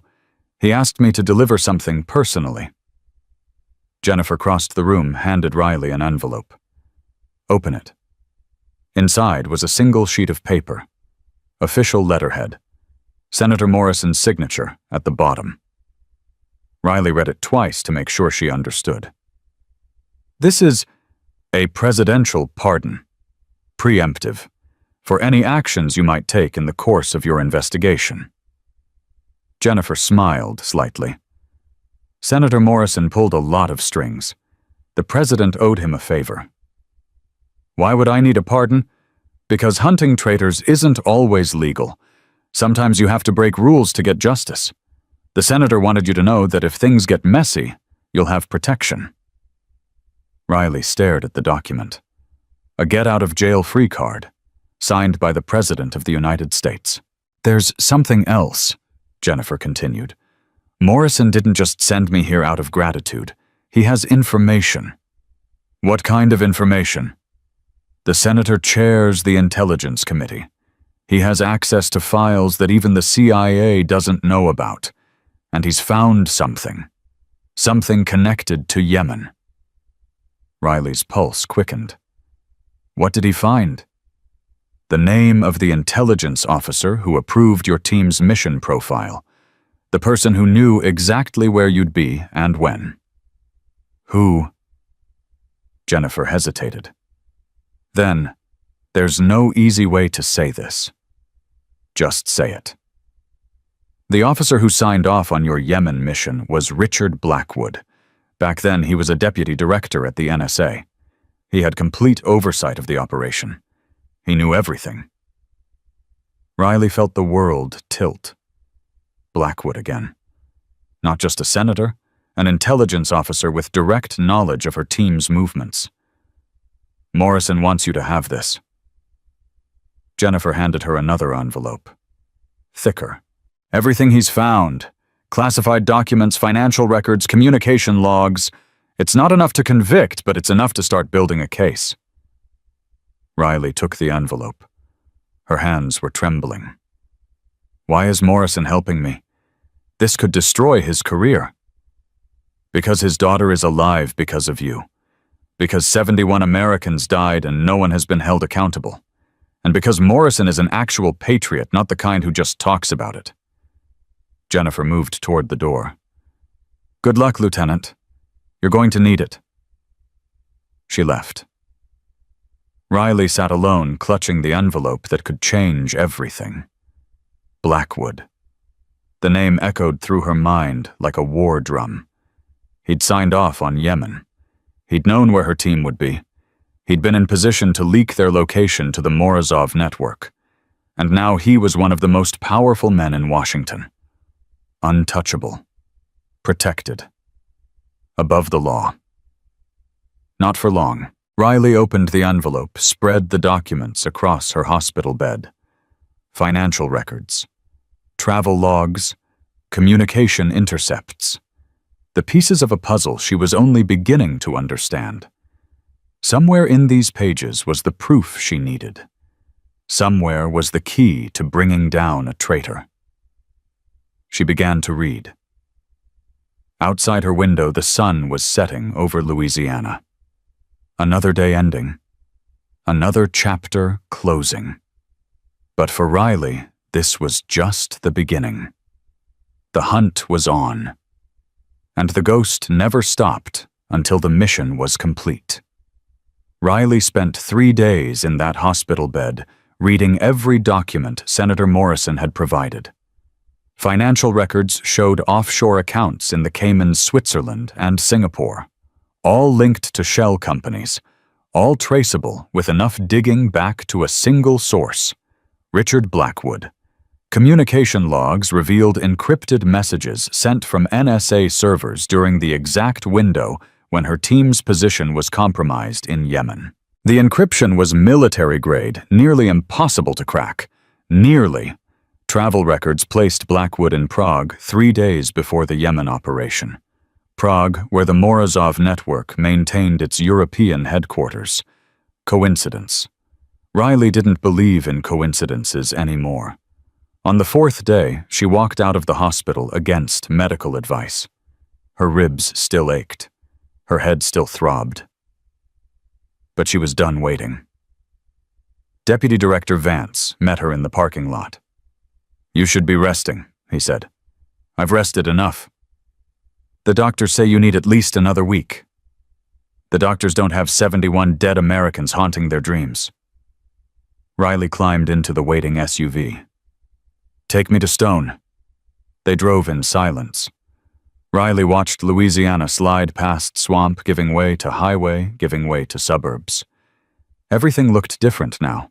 Sharper, clearer, like she was seeing the world through new eyes.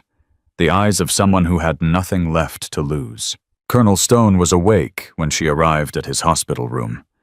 He looked terrible. Pale, thin, connected to more machines than Riley could count. But his eyes were bright. "You look like hell," he said. "Look who's talking." Stone laughed, then winced. "Don't make me laugh. It hurts." Riley pulled a chair to his bedside, sat down. For a long moment, neither of them spoke. "Vance told me what you found," Stone finally said. "Blackwood. You knew him, knew of him. Back in the 80s, he was a rising star at NSA. Smart, ambitious, ruthless. Everyone said he was destined for great things." Stone shook his head. "Guess they were right. Just not the kind of great they expected." "He killed my team, Stone. He killed 71 Americans, and he's been doing it for 15 years. I know. I'm going to stop him. I know that too." Stone reached out, took her hand. His grip was weak, but steady. "Your uncle would be proud, Riley. I want you to know that." "You keep saying that." "Because it's true. David always said you were special. Not just skilled, but special. The kind of warrior who comes along once in a generation. He was right." Riley felt tears threatening. She forced them down. "I'm not special. I'm just angry." "Anger can be a weapon. The question is whether you control it or it controls you." Stone's eyes met hers. "Don't let Blackwood turn you into something you're not. Don't let revenge consume you. It's not revenge, it's justice. Is there a difference?" Riley didn't have an answer. "When this is over," Stone continued, "if you survive, I want you to promise me something." "What?" "Come back here. To the camp. Help me rebuild. Help me train the next generation of warriors." "I'm not a teacher." "Neither was I until I was." Stone squeezed her hand. "You have knowledge, Riley. Skills. Experience. Don't let it die with you. Pass it on." "You're talking like you're not going to make it." "I'm 70 years old with a hole in my gut. The odds aren't great." Stone smiled weakly. "But if I do make it, I want something to look forward to. Give me that." Riley was quiet for a long moment. Then, okay. Okay, what? Okay, I'll come back. When this is over, when Blackwood is finished, I'll come back and help you train the next generation. Stone's smile widened. That's my girl. The door opened. Vance stepped in. Sorry to interrupt, but we need to move. The helicopter's waiting. Riley stood, looked down at the man who'd given her shelter when she had nowhere else to go. The man who'd asked no questions, demanded no explanations. The man who'd treated her like family when her real family was gone. Don't die while I'm away, she said. Wouldn't dream of it. She bent down, kissed his forehead. Something she'd never done before. Something that felt right. Thank you, she whispered. For everything. Go get them, Ghost. Make them pay. Riley walked out without looking back. If she looked back, she might not leave. And she had work to do. The helicopter was waiting on the hospital roof. Black, unmarked military grade. 2 pilots and a crew chief, all stone-faced professionals. Vance handed her a tablet as they lifted off. First target, he said. Dmitry Volkov, former FSB, now freelance. He was Victor's handler, coordinated the Louisiana operation from Prague. Riley studied the face on screen. Mid-40s, cold eyes. The kind of eyes that had seen death and enjoyed it. Where is he now? Prague. He thinks he's safe, thinks the operation was a success. Vance smiled grimly. He's about to learn otherwise. What's the mission profile? Capture if possible, eliminate if necessary. We need him alive long enough to confirm the connection to Blackwood. And if he won't talk, you have the skills to make him talk. Riley nodded. She did have those skills. She'd hoped to never use them again. Hope was a luxury she couldn't afford. What about Blackwood? She asked. He'll know something went wrong in Louisiana. He'll be covering his tracks. Let us worry about Blackwood. Your job is to work your way up the chain. Volkov leads to others. Others lead to more. Eventually we'll have enough to bring Blackwood down. How long? Months. Maybe years. This isn't a sprint, Ghost. It's a marathon. Riley looked out the window. Louisiana was disappearing below, replaced by endless sky. I've got nothing but time. They landed at a military airfield 3 hours later. A transport plane was waiting, engines already running. This will take you to Ramstein, Vance explained. From there, you'll transfer to a civilian flight to Prague. Papers, money, weapons, everything you need will be waiting. What's my cover? American graduate student, art history. You're researching Baroque architecture in Eastern Europe. Vance handed her a folder. Backstory, contacts, emergency protocols. Memorize it, then destroy it. Riley took the folder. What about my team? Tommy Chen will be your analyst. He'll work from a secure facility in Virginia, feeding you intelligence in real time. Emma Morrison has agreed to be a passive asset. She'll report any unusual activity around her father. And Stone. When he recovers, he'll coordinate field operations from a secure location, but that's weeks away minimum. Riley nodded. It wasn't much of a team, but it was a start. One more thing. Vance reached into his briefcase, pulled out a small case. Inside was a medal. Bronze star with Valor device. What's this? Your uncle's. Stone had it. He wanted you to have it before you left. Riley stared at the medal. Her uncle's, earned in Afghanistan for actions that were still classified. He said your uncle would want you to carry it, Vance continued. Said it would bring you luck. Riley picked up the medal, felt its weight in her palm. Cold metal warming against her skin. I don't believe in luck. Neither did your uncle. But he believed in symbols, in things worth fighting for. Vance met her eyes. Don't lose sight of why you're doing this, Ghost. It's not about revenge. It's about justice. It's about making sure no one else has to bury their team. Riley slipped the medal into her pocket next to the dog tags of her fallen comrades. I won't forget. Good. Vance stepped back. The plane leaves in 10 minutes. Good luck, Ghost. I told you, I don't believe in luck. Then good hunting. Riley turned and walked toward the plane. Halfway there, she heard someone calling her name. She turned. Tommy Chen was running across the tarmac, out of breath, waving frantically. Wait. Wait. Tommy, what are you doing here? I had to see you before you left. He stopped in front of her, gasping. Vance approved me. I'm officially part of the team. I know. He told me. But that's not why I'm here. Tommy reached into his pocket, pulled out a crumpled piece of paper. I've been going through the files. Morrison's documents. I found something. What? A name. Hidden in the financial records. Someone who's been receiving payments from the same offshore accounts as Blackwood. Someone inside the CIA. Riley's blood went cold. Who? I don't know yet. The records use a code name. Cerberus, but whoever they are, they've been on Blackwood's payroll for at least 10 years. A mole inside the CIA. Working alongside Blackwood, feeding intelligence to the Morozov network.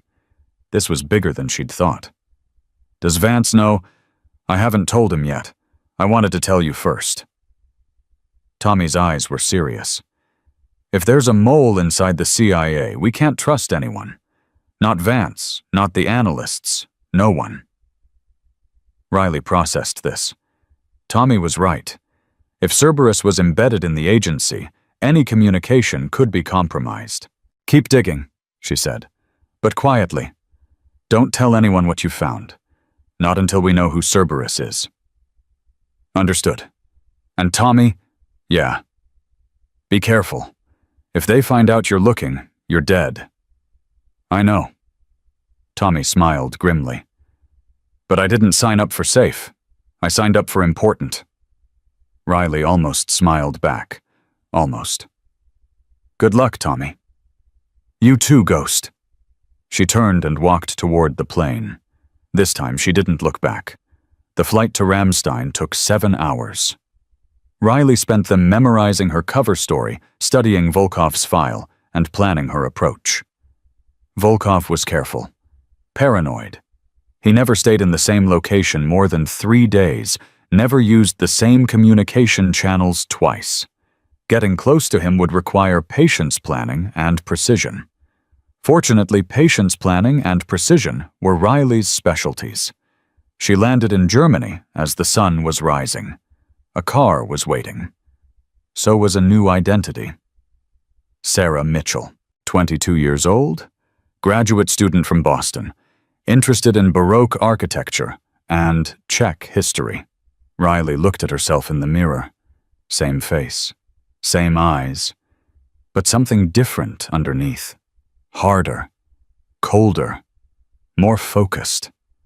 The ghost was fully awake now, and she was hungry. Prague was beautiful, historic, romantic. The kind of city where lovers walked hand in hand along ancient bridges. Riley barely noticed.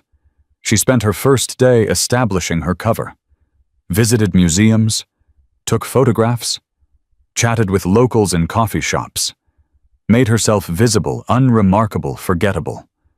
Just another American tourist lost in the magic of a foreign city. On the second day, she began surveillance. Volkov's known locations were scattered across the city. Safe houses, meeting points, dead drop sites.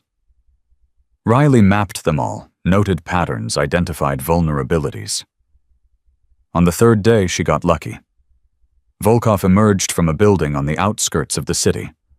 Alone, unguarded, walking toward a parked car. Riley followed at a distance, keeping him in sight, waiting for the right moment. He stopped at a cafe, ordered coffee, sat outside watching the street, checking for tails. Riley let him see her, Just a glimpse. A young American woman, shopping bags in hand, glancing at her phone. Nothing suspicious. Volkov relaxed, finished his coffee, continued walking. Riley followed. He entered an apartment building. 3rd floor, corner unit. Riley waited until dark. Then she moved. The lock took 15 seconds. The alarm took another 10. She was inside before Volkov knew anything was wrong. He was sitting in the living room laptop, open glass of vodka in hand. When he saw her, his eyes widened. "Who?" Riley hit him before he could finish. Knee to the chest, elbow to the jaw. He went down hard. She zip-tied his hands behind his back, dragged him to a chair, secured him. Volkov came to slowly. When he saw her standing over him, recognition flickered in his eyes. "The ghost," he breathed. "Victor's target. Victor's dead." "I know. I heard." Volkov's English was heavily accented, but clear. "You killed 8 of my best men. They weren't that good. They were good enough. Until they met you." He almost smiled. "I wondered when you would come. Then you know why I'm here. You want information. About the network. About Blackwood. Tell me what you know, and you live. Lie to me, and you don't." Volkov laughed. "You think death scares me? I've been dying since I was 17. Every day is borrowed time. Then you have nothing to lose by talking."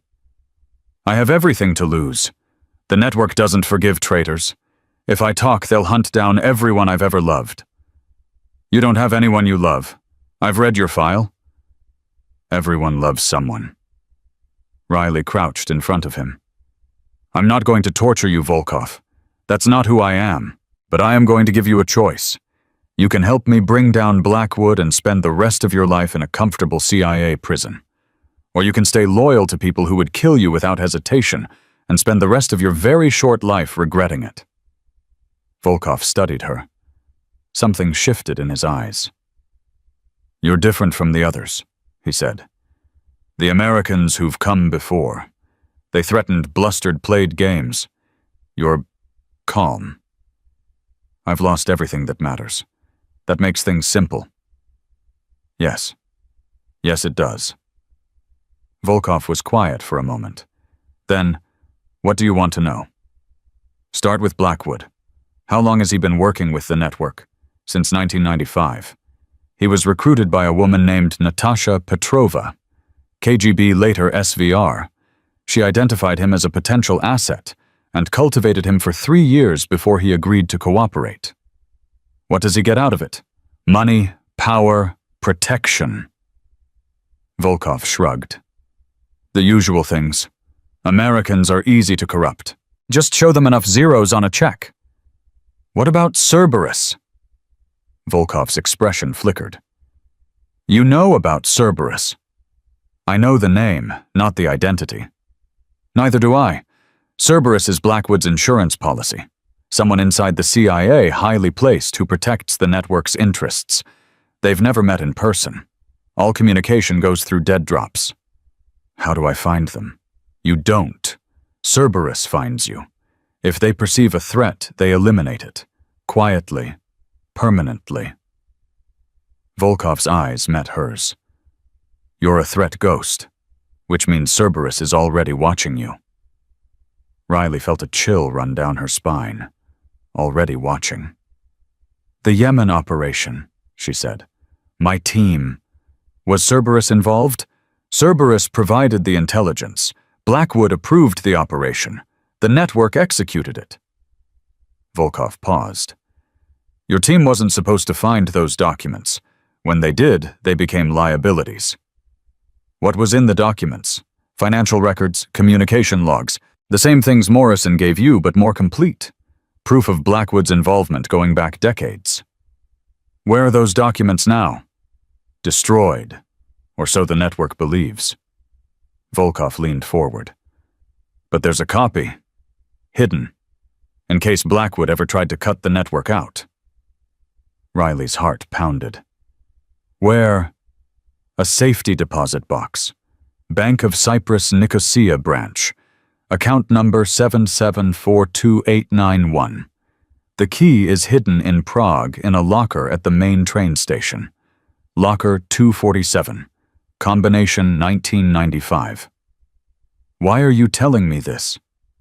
Because I'm tired. Volkov's voice was weary. 30 years of this life. 30 years of blood and lies and death. I'm done. Just like that. Just like that. He met her eyes. Your team didn't deserve what happened to them. Neither did the 70 other Americans the network killed. I was part of that. I can't undo it. But I can help you end it. Riley studied him, looking for deception, finding none. If you're lying to me, I'm not.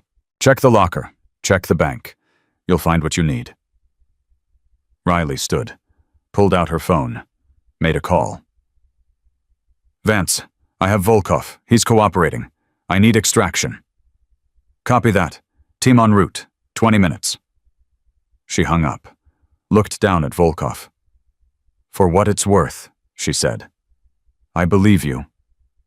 For what it's worth, he replied. I hope you destroy them all. 20 minutes later, a CIA team took Volkov into custody.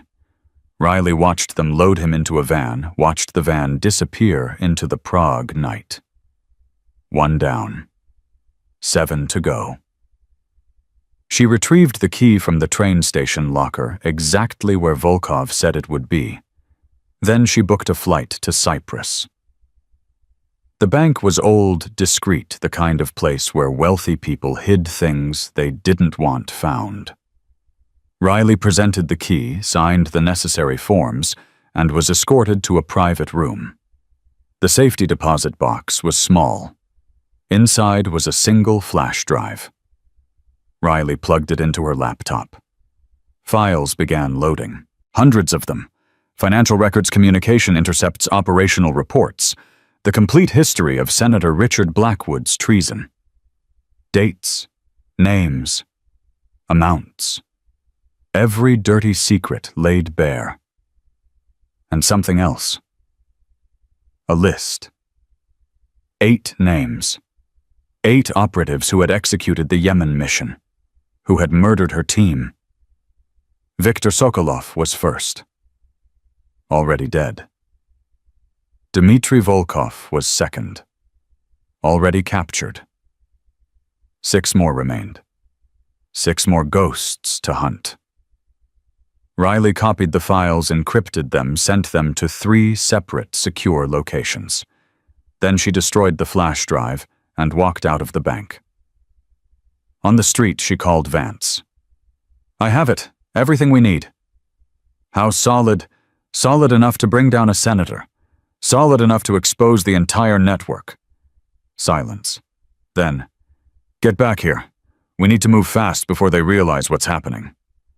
Not yet. There are 6 more operatives on the list. 6 more people responsible for Yemen. Riley, we can let the agency... No. This is my mission. My team. I finish it. A long pause. How long? As long as it takes. We can't protect you indefinitely. Cerberus is still out there. Still watching. Let them watch. Let them see what's coming. Riley's voice was cold. I want them scared, Vance. I want them lying awake at night wondering when the ghost will find them. And Blackwood comes last. When everyone who protected him is gone, when he's completely alone, then I'll come for him. That could take months. It took them 15 years to build their network. I can take a few months to tear it down. Vance sighed. All right, but stay in touch. Regular check-ins. And if things go sideways, they won't. If they do fall back, we need you alive more than we need dead Russians. Riley hung up. She walked through the streets of Nicosia as the sun set over the Mediterranean.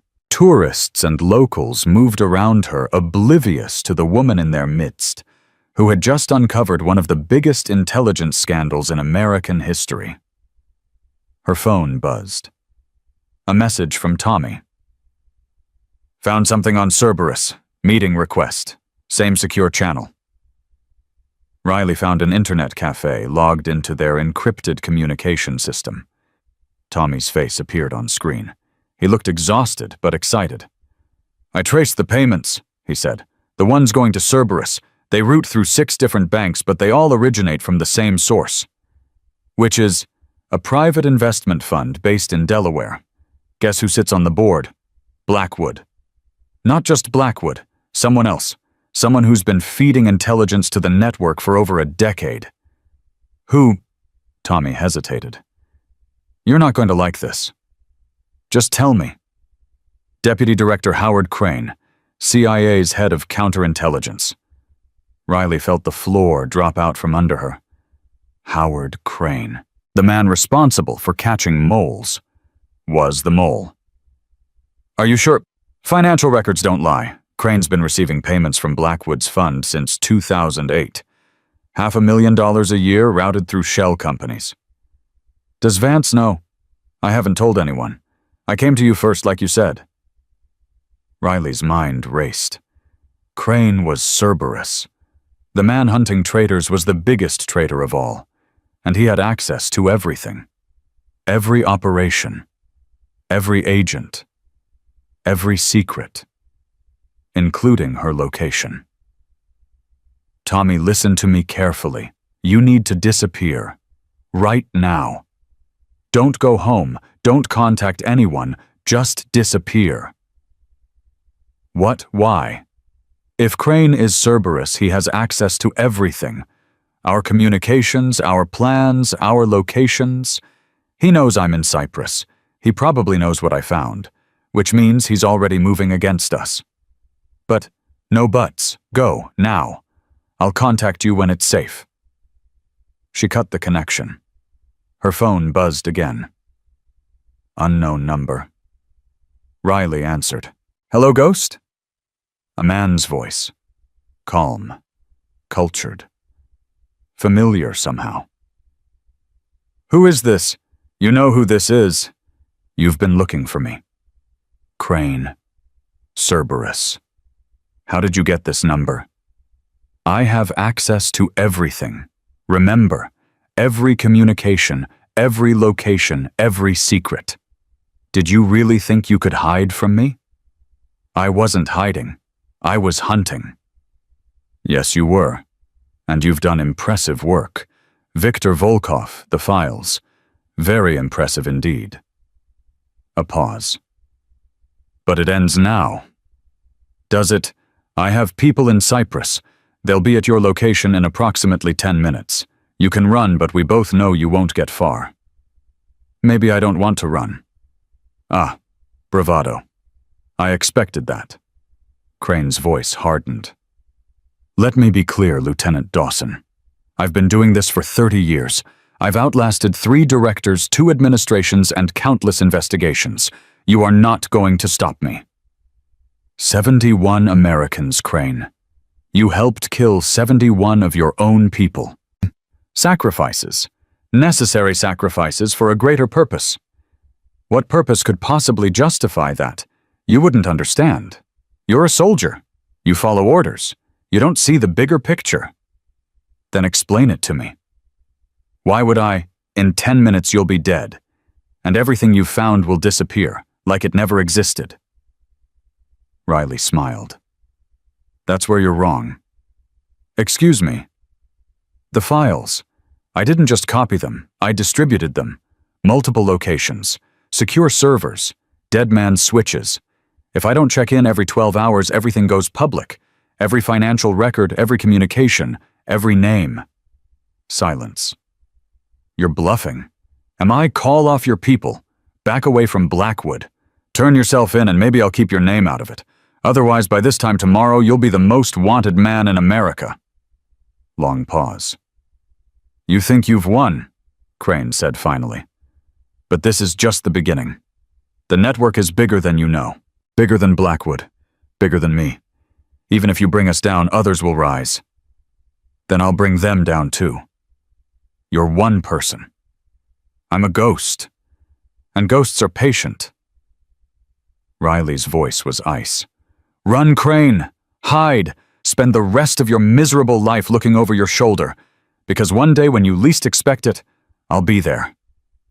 She hung up. 8 minutes later, she was gone.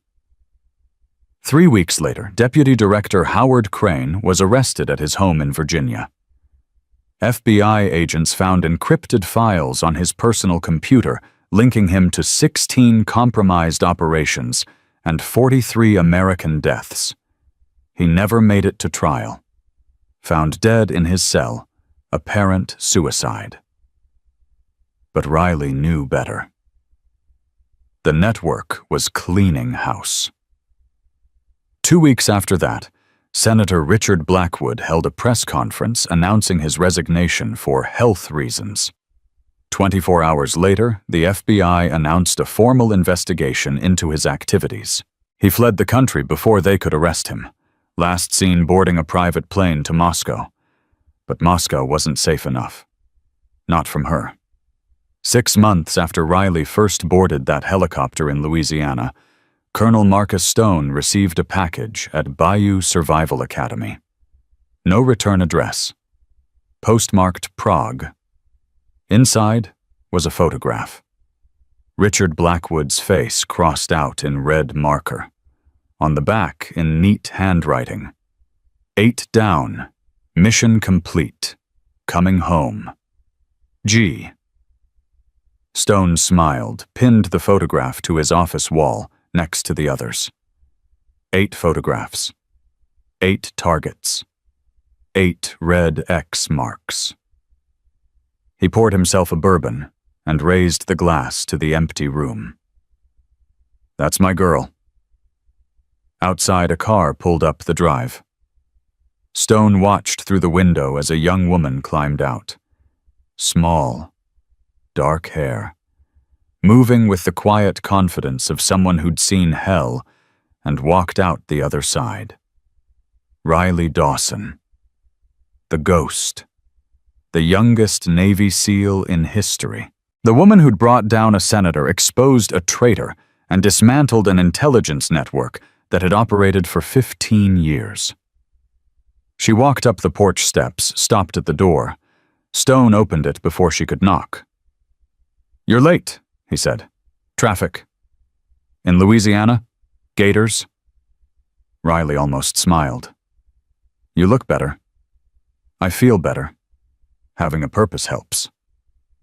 Stone stepped aside. Come in. I saved you some of that terrible coffee. Riley walked past him into the lodge. Everything looked the same. The fireplace, the worn furniture, the smell of pine and smoke. Home. Or the closest thing to it she had left.